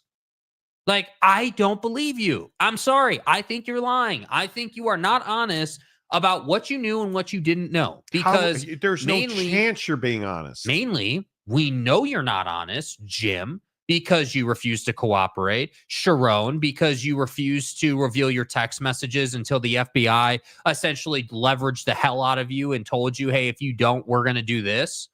Like, this is the kind of people we're talking about, man. And I am so tired of and I love it. Like all the Michigan dudes aren't here today, right? All the people that wanted to say, like, where's Ferris Khan? Where's Wasikowski? Where are all the Michigan guys who are always here telling us, you guys don't know anything. You hate Michigan. Like Michigan's amazing. Yet here you are when your boys are getting taken to the woodshed and like, there's nothing you want to say about it. The reality is anybody who's a Michigan fan or defending this program needs to be here and be accountable for the fact that you supported these guys while they were winning national championships. And they did that by cheating, and they did that by illegally accessing information they had no business when you used to play drops on the show? Remember Jake used to play drops? Remember when Jim Harwood would say lying, cheating, lying, and then playing the victim? All right. I am amazed. I am amazed that Michigan, a fine institution like Michigan, has allowed itself to be drugged through the mud like this. Yeah. For the purpose of winning football games. How is Ward Manuel still employed? How, in any commonsensical way, is it just business as usual in Ann Arbor? How were you begging Jim Harbaugh to remain at Michigan, knowing what his staff members have done, knowing the lives and the terror that Matt Weiss has caused to over 150,000 student athletes? That's 150,000 student athletes. The personal information and medical data of more than 150,000 athletes, and using that information to access social media, email, and cloud accounts of more than 3,000 athletes. Like, you're victimizing people. Do you understand what spreading nude photos of women does to the women? And I know I've said this probably 1,000 times on this show. Stop sending nude photos of yourself. Because I'm telling you, it never ends well. There's nobody that wins when you send a nude photo of yourself. And I'm begging you, talk to your teenagers about this. Talk to your 12, 13, 14-year-olds about this, because it's happening right now in your house and you don't even know it. And I don't care if you are a God-fearing Christian, your kids take nude photos of themselves. Yep. I don't care if you are a truck driver, a lawyer, if you are a judge. It does not matter if you're a ditch digger. Talk to your kids about this story. Because there's 150,000 of them who just had their medical information pretty much exposed. There's 3,000 student athletes who didn't have a complex enough password that Matt Weiss was able to guess it and then reset it and steal their nude intimate photos that were never meant to be shared. That's the worst part of this. That is the worst part of this. Yeah. They were never intended to be shared beyond their intimate partners. Are they ever? No. Do you think Lindsey Vonn sending her nudes to Tiger Woods, do you think that was ever intended to go to anybody but Tiger? When her bits were shared on the internet because he got hacked? Stop doing this. I'm begging you. Yeah. Talk to your kids about this story. What should the punish? Should Michigan be held responsible for this? Yeah, I don't know how anybody would answer no to that question. I think that, you know, Michigan is liable. There's no question about it. Man, honestly, I've graduated to a point now where I'm sitting here saying, how is Sharon Moore still employed? How is Santa Ono still there? Ward Manuel. How is Ward Manuel still there? Yeah. How like you look at the Board of Regents, who's the Board of Regents at Michigan is named in this suit. Your job is oversight, Santa Ono. Your job is oversight, Ward Manuel. Your job is oversight to protect these young people, and you didn't do that. Yeah. Yet you're all year still goes employed. by, you're all still employed. Anybody got nudes on Ward Manuel? Probably not. Probably not. Ward, how would you feel if this was your daughter? Santa Ono, how would you feel if this was your wife? Yeah, probably not great, huh? Because that's how people, this is a sex crime, in my opinion. How many hard drives does Matt Weiss have? Where are those hard drives? Because I just don't believe that this was for him to reach his 21 times a month. No.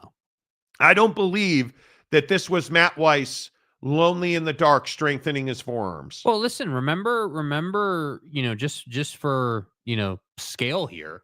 I mean, remember Connor Stallion's manifesto and how deep emotionally all that was for him. I sit here and I wonder, like, dude, Jim had these guys strung up, bro. Jim had these guys believing that they were saving the world, and they were doing yeoman's work, and so I'm not putting anything past the idea of, hey, maybe Matt Weiss, truly believed that somehow, some way in his twisted mind that he was doing something good for the football program. Because I got news for you guys.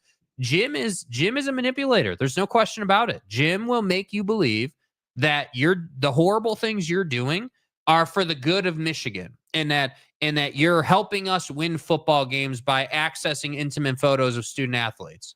Like, that's what we know it to be at Michigan under Jim. And so I don't know the core reason for Matt's behavior and why they did this, because I agree with you. Like, there are way easier ways to achieve 21 times a month than illegally obtaining photos of student athletes. This was not personal. Yeah, this wasn't a hobby, dude. Like, come on. You don't go to the lengths he went to. Yeah. In my opinion. The Harbaugh stain, you're not wrong. Doug Salisbury, they should be getting all the same criticism Penn State got with Sandusky. 100%. it's hard to argue that. Are you telling me all of these athletes and their images were all adults when those images were taken? And at what point does the Big Ten have liability? How many scandals are we going to have in the Big Ten? It's remarkable. Can this whole thing be folded into the NCAA current investigation, or does it have to be considered a separate, distinct incident in terms of? I have no idea. Yeah, no idea. I don't know. I really don't. It's really too bad. Probably some money changing hands. Probably. Yeah. How many flash drives are those photos on?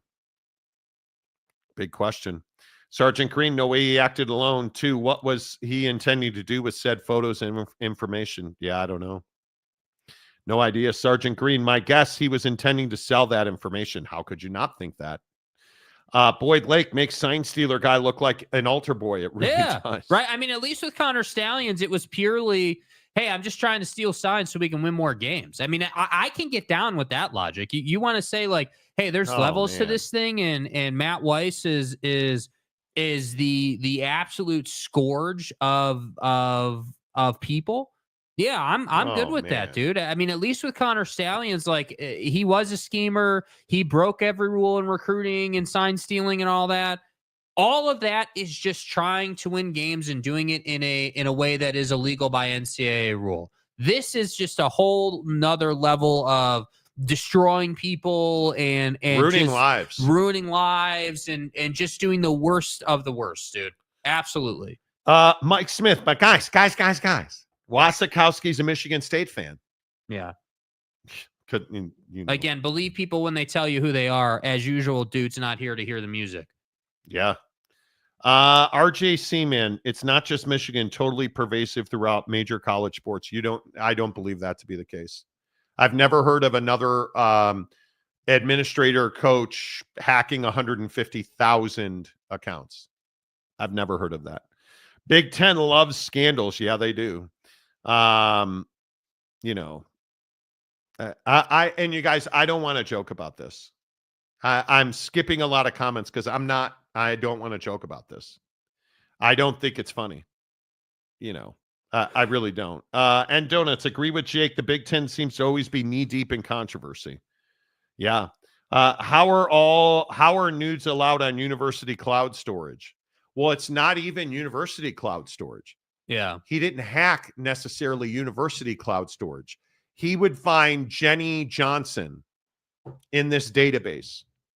And her password, from what it sounds like, in my opinion, he was able to gain access to this clearinghouse of data, medical data. He would look at these profiles and say, well, Jenny Johnson, her password in this database is Jenny Johnson 123. Well, that's interesting. Let me go see if that's her Instagram or her cloud account. Let me go see if that's her Apple account user password. Yeah. And then he'd go and what do you know? Like, yeah. And so why was it 150,000? Because he's playing the percentages, right? What you're trying to do is you're accessing all these athletes' medical information. And you're like, oh, hey, that's what I want to look at. Let's go ahead and go through all this, damn well knowing you're not going to get a lot of them, but because they just are not going to be the same password. But that effort it takes. Yeah. You're not doing that for personal pleasure. I mean, I want people to understand this guy was your co-offensive coordinator, bro. Like this guy wasn't, he was a Harbaugh guy through and through. Yeah. And again, I think it's a really valid point that he worked under John at the NFL level too. Like this guy is not some newbie in the football world. This guy is a veteran in the football world. Yeah, it's horrendous to me. I hope that they absolutely positively throw this guy away and he never sees the light of day. He has ruined lives. And now that I'm thinking about it, it makes sense you needed him to be a co-offensive coordinator because he didn't have time to put a game plan together. You understand how much time it would take to do this? It's remarkable to me that Jim Harbaugh is still somebody Michigan fans defend. I don't understand it. Make sure you hit the like button right here on the Monty Show. It is shocking. It really, really, really is shocking to me that this is what we're. I mean, how deep does the Michigan, the Michigan cesspool go? I mean, we're venturing into territory here that I agree with you. I've never heard of something like this ever happening. I mean, we've heard, the Penn State stuff got brought up, but like, I mean, whether it's the Penn State stuff, the Northwestern stuff, like we've had scandals in the Big Ten, but like this is next level modern technology to violate people like that we haven't seen before. Like, what's next, dude? Like, how many stories are we going to get out of this chapter at Michigan before heads start to roll at Michigan? I don't know. Like, that's what I'm curious about, man. I think it is a couple of things are very clear here. The guy, and I can't remember who it was. One of the Ohio State podcasts had this a long time ago. And we all were like, no way. Like, I remember we talked about it on the show. I refused to talk about it because it was such an heinous accusation. Yeah. And it turns out to be true. Yeah. So you hired Jim Harbaugh in Los Angeles. How do you not look at Jim Harbaugh differently this morning? Knowing what Matt Weiss, his guy, Matt Weiss, who he hired at Stanford, got him a job with the Ravens, and then rehired him at Michigan. How do you not look at Jim Harbaugh differently here? Like, I can only tell you so many times, Jim Harbaugh is not the Boy Scout he makes himself out to be. No, he's not. He's not Captain America. These guys that are willing to do anything it takes to win football games are not the ones you want to be your head coach. You have to have some moral compass of any kind. Can you really look at Jim Harbaugh today and say, oh, this guy he's a man of integrity. He operates the highest level. He's a leader of men. He is going to take my son and turn him into a man. Come on, dude. Can you really look at Jim Harbaugh that way? I am not. And the fact that Jim Harbaugh is employed in the National Football League is disgusting. The fact that Ward Manuel is still the athletic director at Michigan is disgusting. The fact that you have regents, presidents, associate athletic directors, you can't tell me that Matt Weiss did this on University of Michigan computers and nobody knew about it. I will never believe that. Nope. I will never believe that. And again, I'll just go back to this idea that we hire the best people. No, you don't. No, you don't. You're now, if Michigan is going to keep guys like Sharon Moore and Ward Manuel and Santa Ono in its employ, that's all you need to know about Michigan. When somebody tells you who they are, believe them. Yeah. Michigan's okay with what Matt Weiss did because you're not firing anybody other than Matt Weiss. You begged Jim Harbaugh to come back.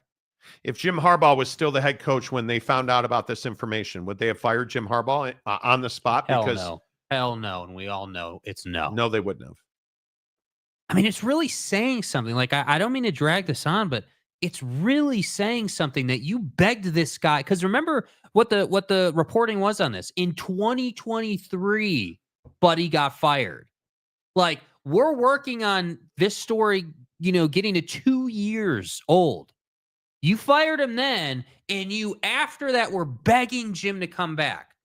Begging him. It's wild. You knew what this dude did, and you still tried to bring Jim back. It's wild. I'm amazed by it. I don't know. Like, I often, when we get into these stories at whatever institution, I often wonder, at what point do chancellors start to say, like, academia, leadership of the entire university, start to say, yeah, you know what? Like, gosh, Jim won, but at what cost?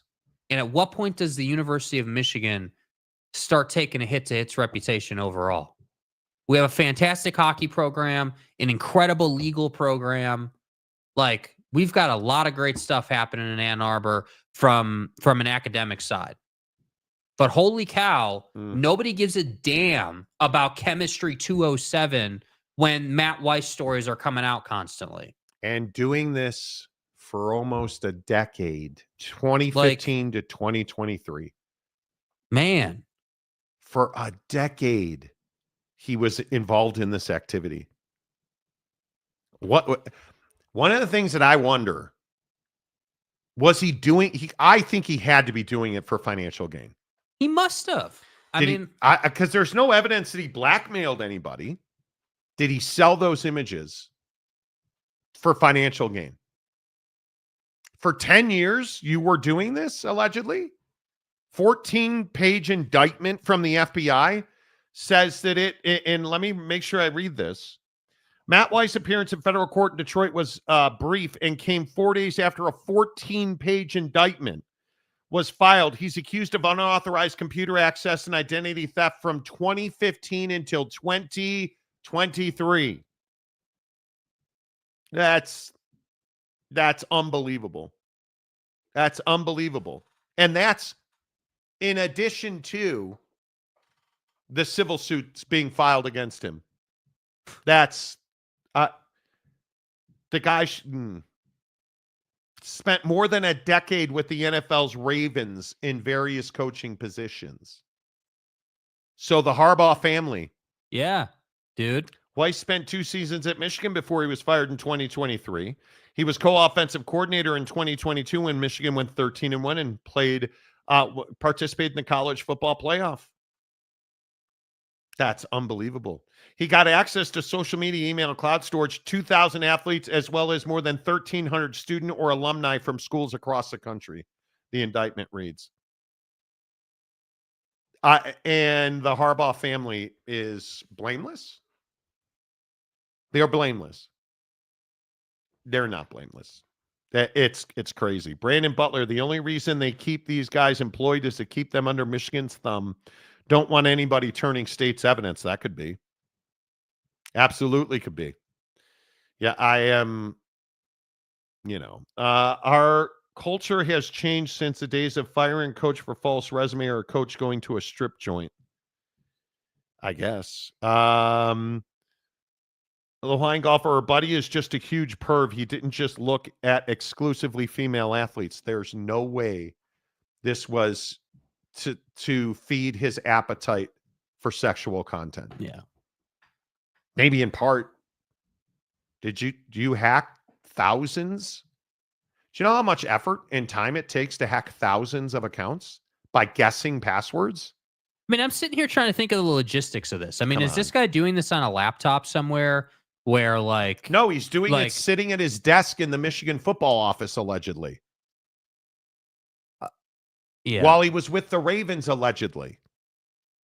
I know this might seem like minutia, but this is the stuff that goes to my head. First question, how the hell is this even possible? Number one. Number two, okay, it being that it is possible, when we talk about him sitting at his desk in the Michigan office, is he a guy that is there set up cubicle? Is he sitting in the open? Does he have an office? I'm assuming he's got an office. Has to have because he's a coordinator. You know what I mean? I'm sitting here thinking of the logistics of how this would go down.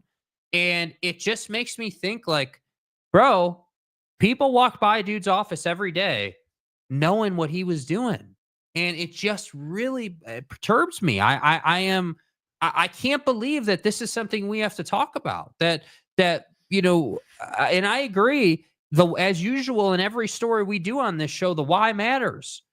Why you did this is almost as important as what you did.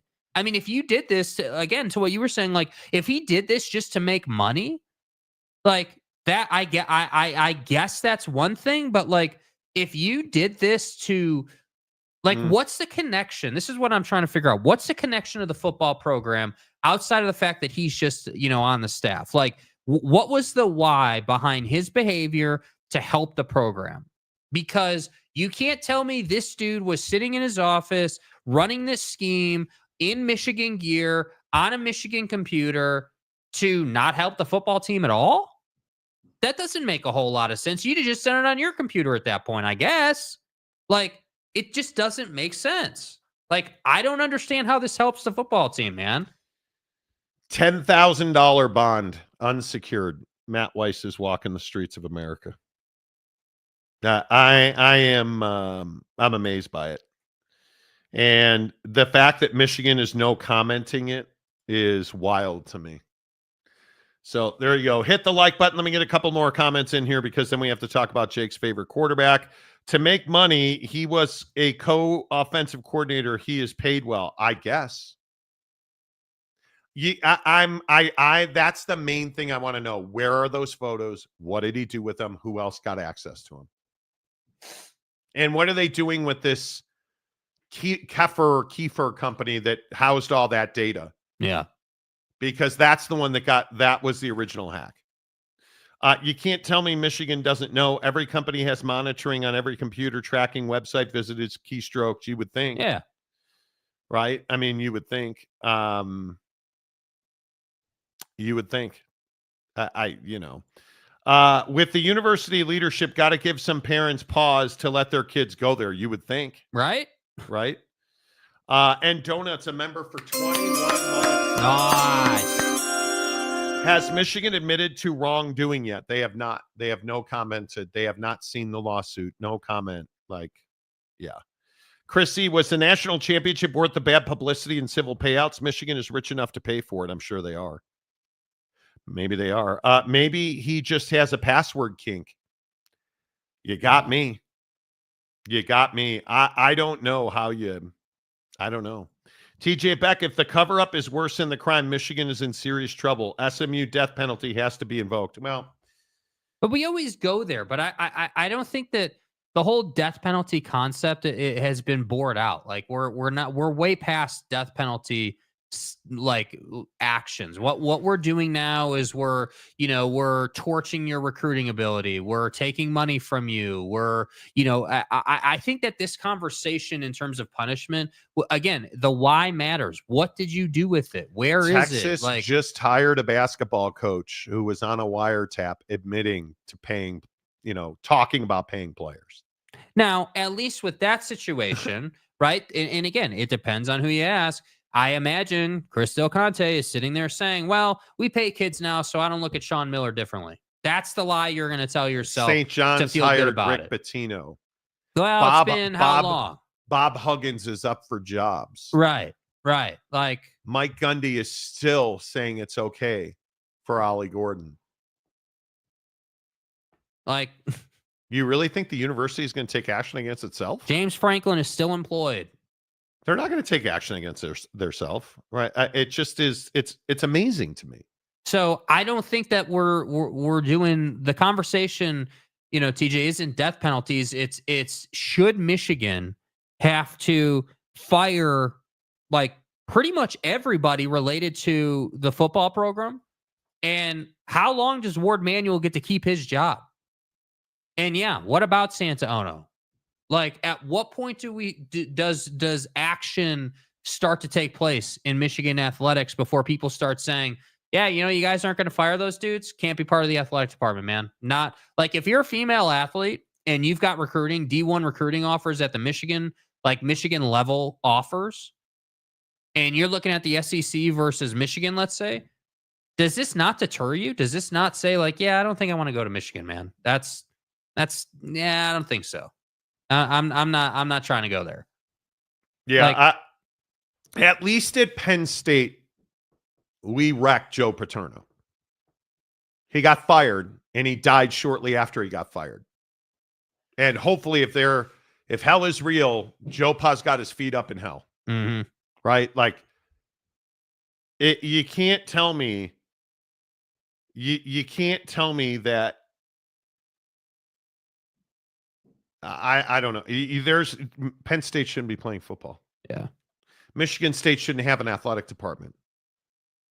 We don't take this stuff seriously. That's why I'm begging you to talk to your kids about it. Change your passwords, make them tougher, make them more difficult, make them more complex. Use the strong password feature on your iPhone. Yeah, it is so frustrating to me. It is so frustrating to me that it never changes. Parents will still be proud to send their kids to Michigan. It's amazing. TJ Beck, Michigan financially could be really in trouble after all the discovery comes out with the civil suits. Michigan is going to pay financially big time. They're going to settle because they don't want it to come out. They don't want the discovery to come out. You know, like you look at Paterno. Big deal. You vacated wins. You think those kids are ever going to be the same as human beings? It's not about. That's why I say none of this crap is about football. Knowing now that you facilitated crimes against athletes, athletic directors, athletic departments across the country, Michigan shouldn't have a football team. No, hell no. Are you out of your mind? Like the Penn State penalty, Penn State vacated wins from 98 to 2011, $60 million fine against the school, banned Penn State from the postseason for 4 years, reduced football scholarships to 15, and the program was on probation for 5 years. After being sued, the NCAA rolled back the sanctions. Paterno had 111 wins returned to him, making him the all-time wins leader. How do those abused kids feel about Paterno being the all-time wins leader?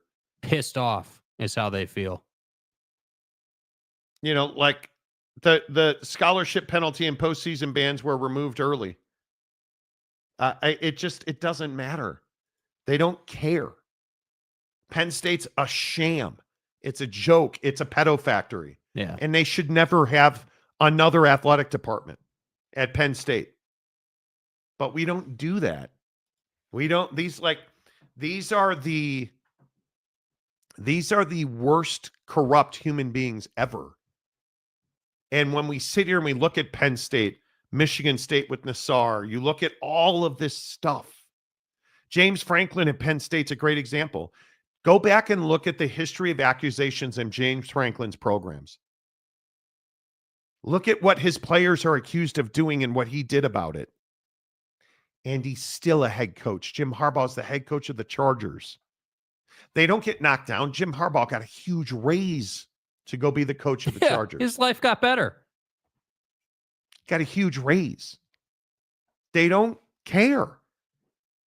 I'm amazed. We're putting statues up for these guys. Jim Harbaugh's a legend in Ann Arbor, and that will never change. Right? Like, that's crazy to me. I can tell you what does change. I think about this stuff when it comes time to watch college football games. Like, oh, it's Michigan and Texas?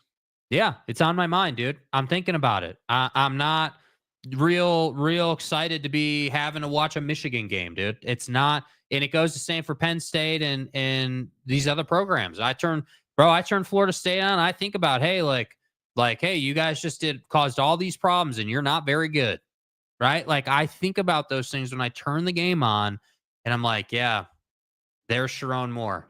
We just turn a blind eye to Penn State. Yeah. We look at it. Oh, James Franklin. And nobody cares. So that's what's frustrating to me. Yeah, James Franklin's more worried about extending the runway at his local airport so they don't have to drive further to go to their games. I mean, do you guys understand? And I'm going to look it up. I want to make sure that you understand. James Franklin at Vanderbilt. Let's go. James Franklin allegations at Vanderbilt. James Franklin contacted alleged rape victims while the head coach at Vanderbilt. The filing prompted a response from Franklin later Tuesday denying he did something wrong.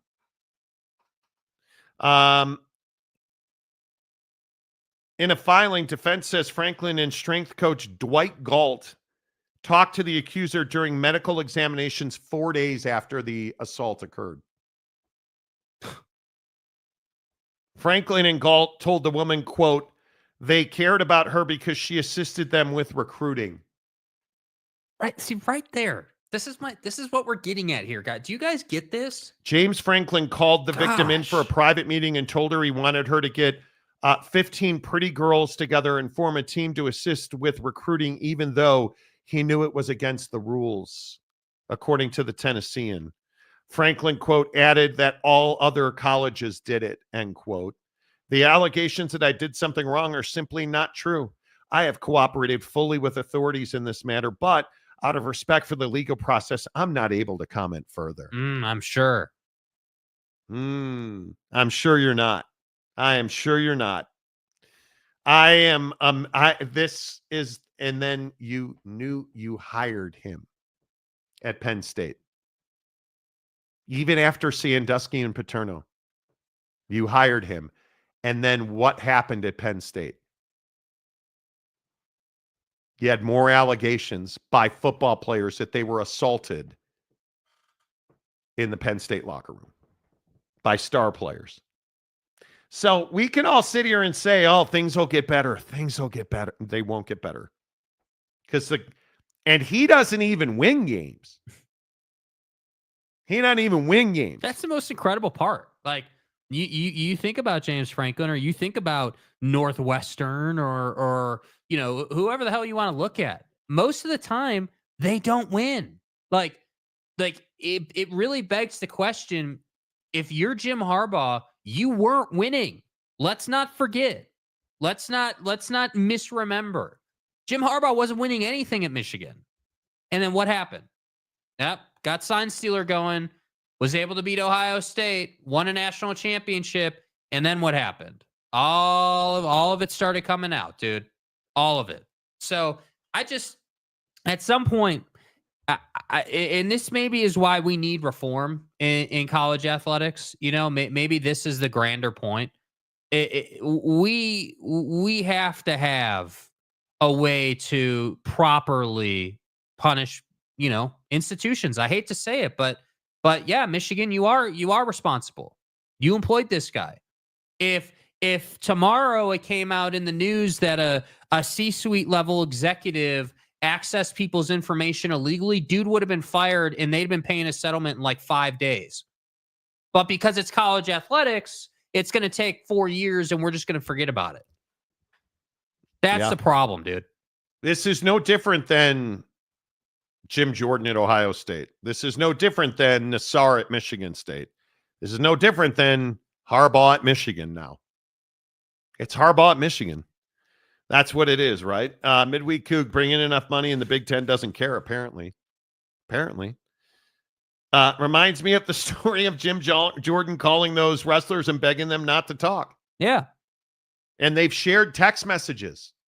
It's in it, but Jim Harbaugh was just feeding hungry kids with cheeseburgers. It's fine.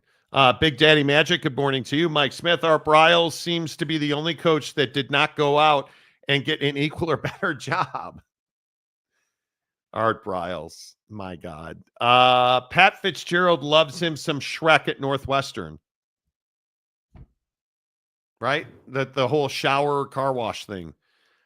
I'm disgusted on a regular basis by what we see in halls of power in this country. How are you texting on Signal about war plans? It's incredible. Like it's again in this, and before I move on, because I'm probably gone too far here, but it's again dudes and sex, and it ends poorly. And you go back through the history of time, politics, business, sports, it all runs right next to Monty, stick to sports. How do I stick to sports when it's not just sports? And all of these dudes, what do all of these dudes regularly have in common? What one habit do they have in common? They watch pornography. In one form or fashion, bro. Like Matt Weiss nude photos, presidents and elected officials with porn stars and hookers. You look at Larry Nassar, you look at all of this stuff. Mel Tucker. Look at all this stuff, man. It's crazy to me. It is absolutely crazy to me. I think that when you look at these universities that go through these scandals, it's always, we had no idea. We fired him. We got rid of him.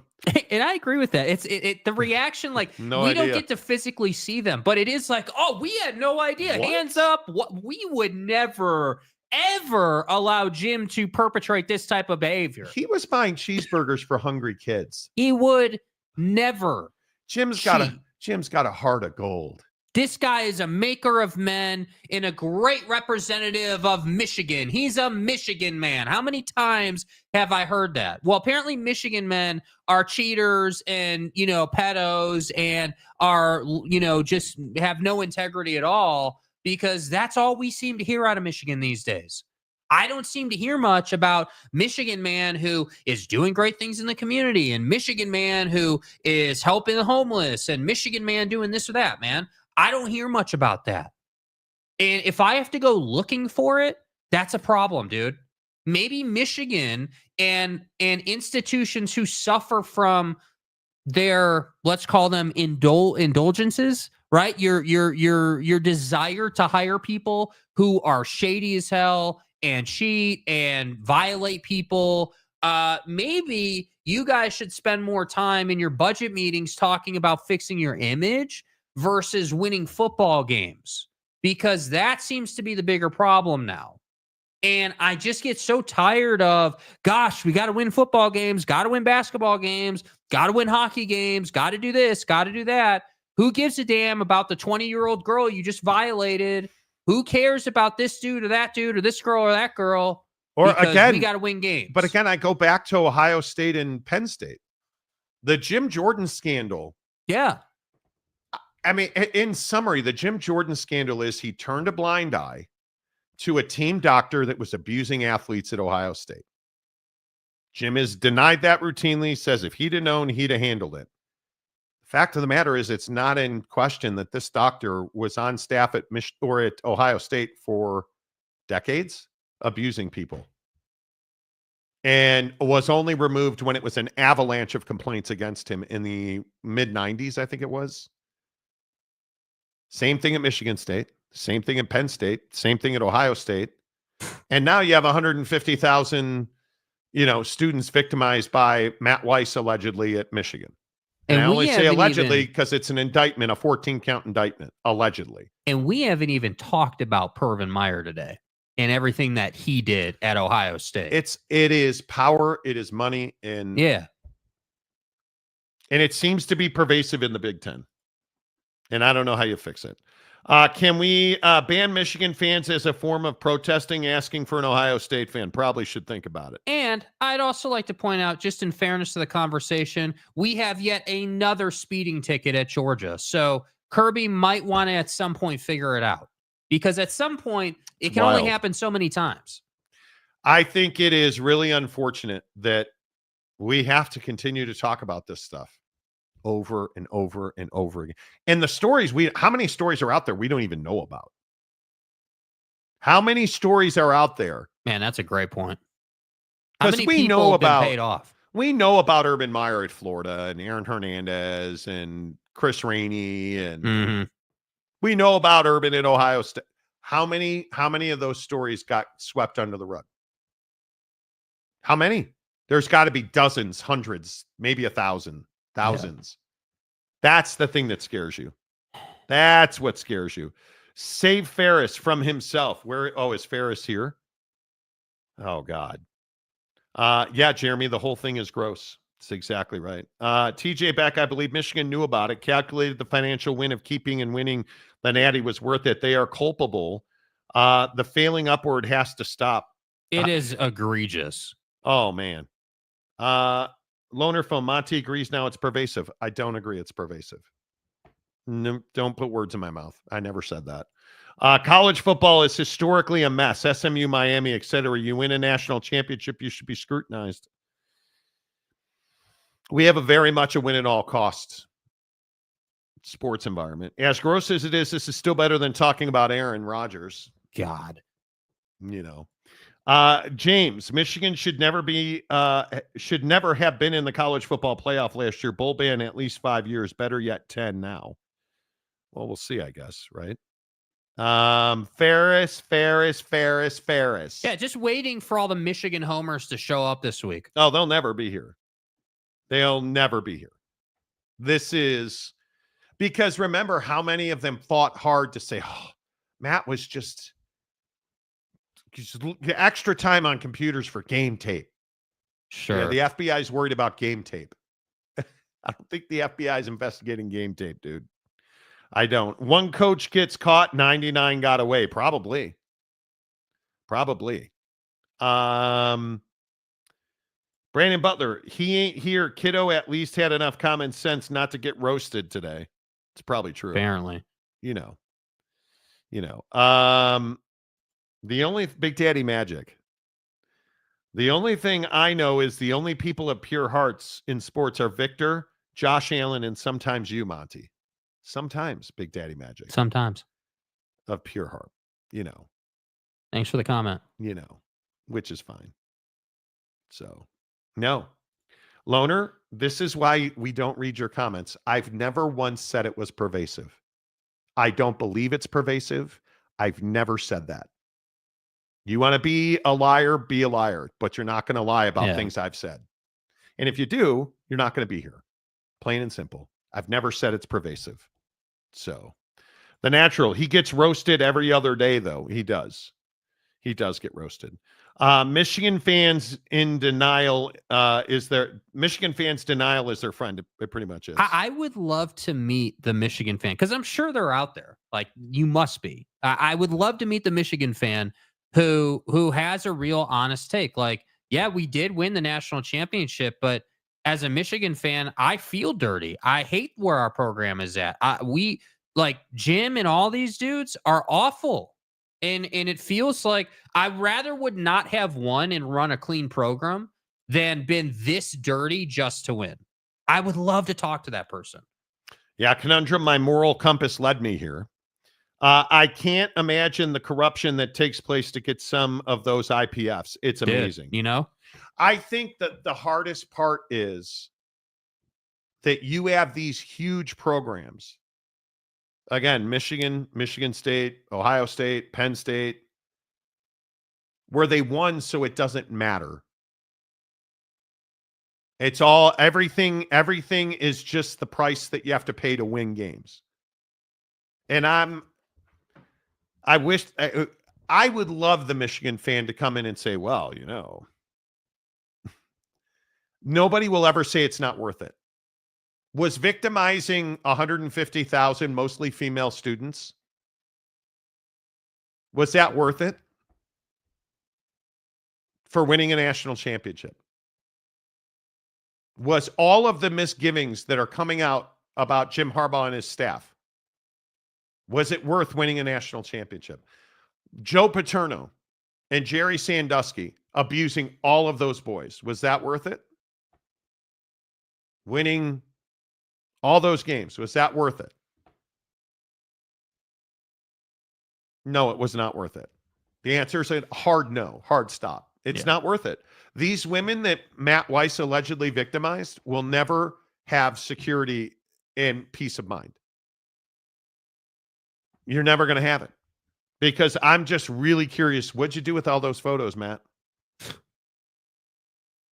Where is it? Because nobody is saying what happened to the photos.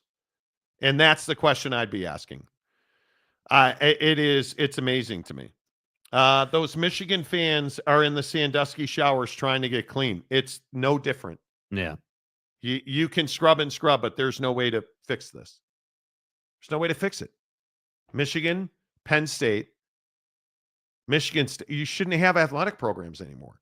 But we'll never do that because winning is all that matters.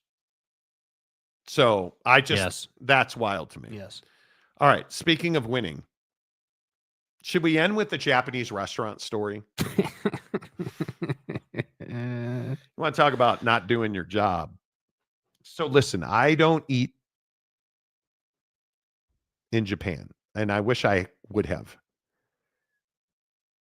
There's a Japanese restaurant in Japan that serves miso soup in a bowl. Okay. That makes sense. Miso soup is good soup. Yeah, makes sense. Okay. We bring out that. Hey, can I get some miso soup over here, please? Let's go. Over here. Hey, now. Bring it over. Let's go. Now.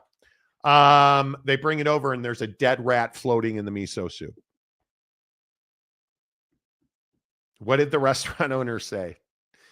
Yeah, we fired that guy who was supposed to be checking the miso soup for dead rats. No. So, well, I'm sorry. Wait.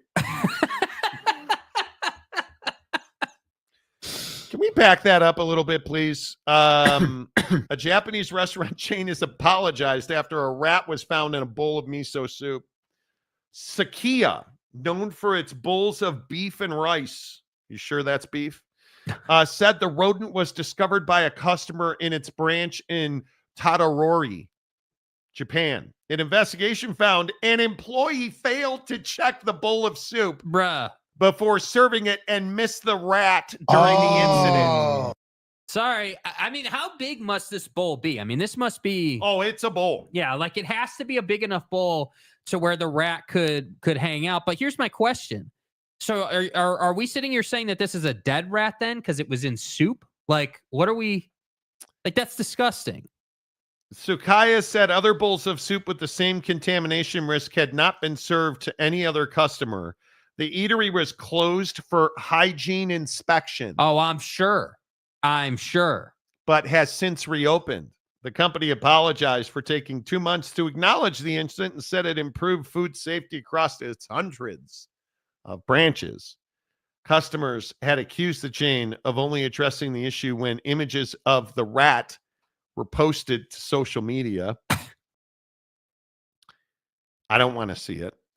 We have also instructed stores nationwide to thoroughly visually inspect products before serving them in order to prevent contamination. That was a masterpiece of dog shit. Now listen, Jimmy, I'm going to need Hey, Jimbo. I'm going to need you to kind of fish through the miso and make sure there are no rats. Yeah, see that little spoon over there? You just see the filter through the soup here and just make sure there's no bodies. And if you find the rat, just throw it out before you serve the bowl of miso. Yeah. Because it's garbage. That's what this sounds like. That What you would have you a do, dude. Bro, if you got a bowl of soup with a rat in it, 1, I'm not paying the bill. 2, I'm leaving. And then I'm telling anybody that I know that happened because that's not like, hey, there's a hair on my plate. Can you give me a new plate? Okay. All right. Not great, but it's going to happen occasionally. You're talking about a full-on rodent getting put down on the table, dude. Like, come on. Yeah, I don't know. I'm not here for it. Tell me it doesn't sound like you hired a guy to check for rats in your miso soup. Yeah, like, is this a regular occurrence? Is it part of the expo station that you've got a guy just off stage right here that has a spoon or a fork and he's, just filtering through the soup? Like, that's wild to me, man.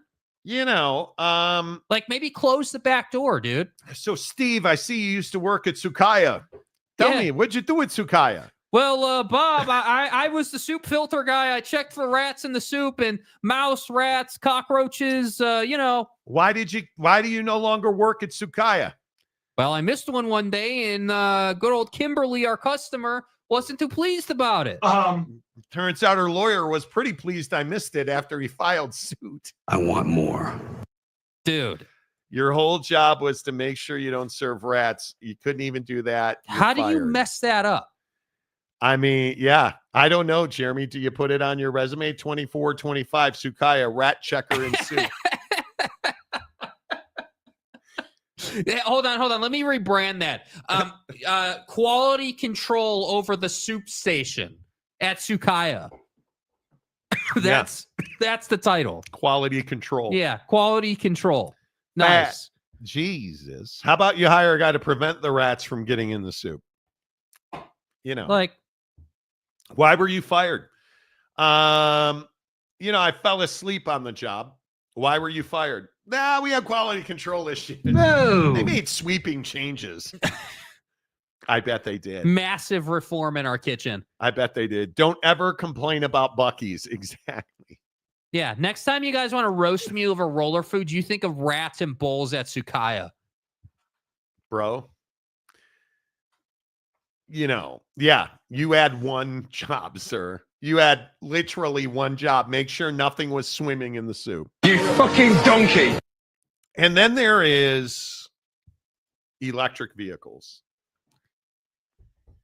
So, as all hundreds of you commented, how many of you took the time to comment how pissed you were we didn't do a show yesterday? You guys choose to take off the entire week of the March Madness tournament. I love that comment. We got a comment from a guy who's like, you guys took off the whole week. We didn't take off a whole week, dude. Took off 2 days. We took off 2 days, a Friday and a Monday, and it wouldn't have been Monday, but we had, airlines and getting flights, and it just worked out that way. So, relax. While we were in Phoenix, we rented an electric vehicle, a Hyundai, an ugly-ass Hyundai. It was not attractive, but awesome. It was really comfortable. Drove us all the way out to Quintero in Peoria to play terrible golf. I haven't shot over 100 in at least a calendar year. I shot 101 at Quintero last Friday. Never flying and playing in the same day again. Then drove all the way back to Tempe, Scottsdale, Tempe, Mesa, your mom's house. And I learned a lot about driving an EV on this trip. So we go to Topgolf on Saturday night. We go to the Cubs game. We're Cubs season ticket holders in spring and in Wrigley. Right. We go down. We see a couple of Cubs games. Big family group. We go to Topgolf. Mrs. Monty and I find that there's a charger down, literally on the back side of Topgolf. Right. Plug the car in, pay to charge it, go in the Topgolf, come out 2.5 hours later. We gained 2%. 2%. Now, let's talk through this process, because you guys walked into Topgolf. You dropped me off so I didn't have to carry the clubs a country mile. Yep. You walk in, and you're like, this process of actually paying so that the charger would charge the car was a huge pain in the ass. This particular company that owns these chargers forces you to download an app. You can't just walk up, tap your credit card, and plug your car in. This other place, we went to breakfast at this place called Hash Kitchen, which sucked. They have there was a vehicle charger across the street behind a Walgreens where a bunch of crackheads were living. Right. Back the car up, plug it in, tap your card, boom, done. Again, only charge 2% because it's a slow charger. If I have to download your app and there's another charger, I'm not going to use your app. But it happened to be at Topgolf. This was the only way to do it. Okay, fine. Charged at 2%. How do you do this if you own an electric vehicle? Bro, how do you... At the Walgreens for breakfast, it was $2. It charged so slowly at Topgolf, they never wound up charging me. And I'm just asking, what if I want to drive from... I drive to Los Angeles probably twice a year. I can't take an EV to LA. I am amazed by it. I'm not ready to own an EV. It's as simple as that. I'm not ready because it feels like a gigantic pain in the ass. Well, here's the thing that we kind of wound up talking about while we were in the EV and what we sort of dwindled this down to, which is if you're going to have an EV, you have to have a charger at home that can charge it every night. You have to have that. And if you are going to charge remotely, you need to find a supercharger. Yeah. One that charges very quickly. Yes. Which I did not do. James says I tested a Tesla Model 3. It drives really well. Just want more range. Ended up giving a Civic. It's 40 miles to the gallon on the highway and it handles well. I love driving the car. Yeah, it drives well. I just hate the whole charging thing. What a pain in the ass. Yeah. Now, if you're one of these idiots, by the way, stop destroying Tesla dealerships. Did you hear about this in Austin, Texas? They found multiple incendiary devices, bombs at a Tesla dealership. Yeah. Stop it with this. Stop it with this. That's what I'll say about that. Yeah. Yeah. There you go. The Monty Show is always presented by our good friends at Prize Picks. Cooper Flag is the free pick. Do it. We'll have a ton of prize picks for you on the NCAA Tournament tomorrow. Download the app. Use the promo code Monty to open up a new Prize Picks account. If you deposit $5, they'll give you 50 more. Yeah. Cooper Flag is the free pick this week in college basketball. Hook it up. Back tomorrow because Jake's lazy. I know. Until tomorrow, say goodbye, Jake. Goodbye, Jake.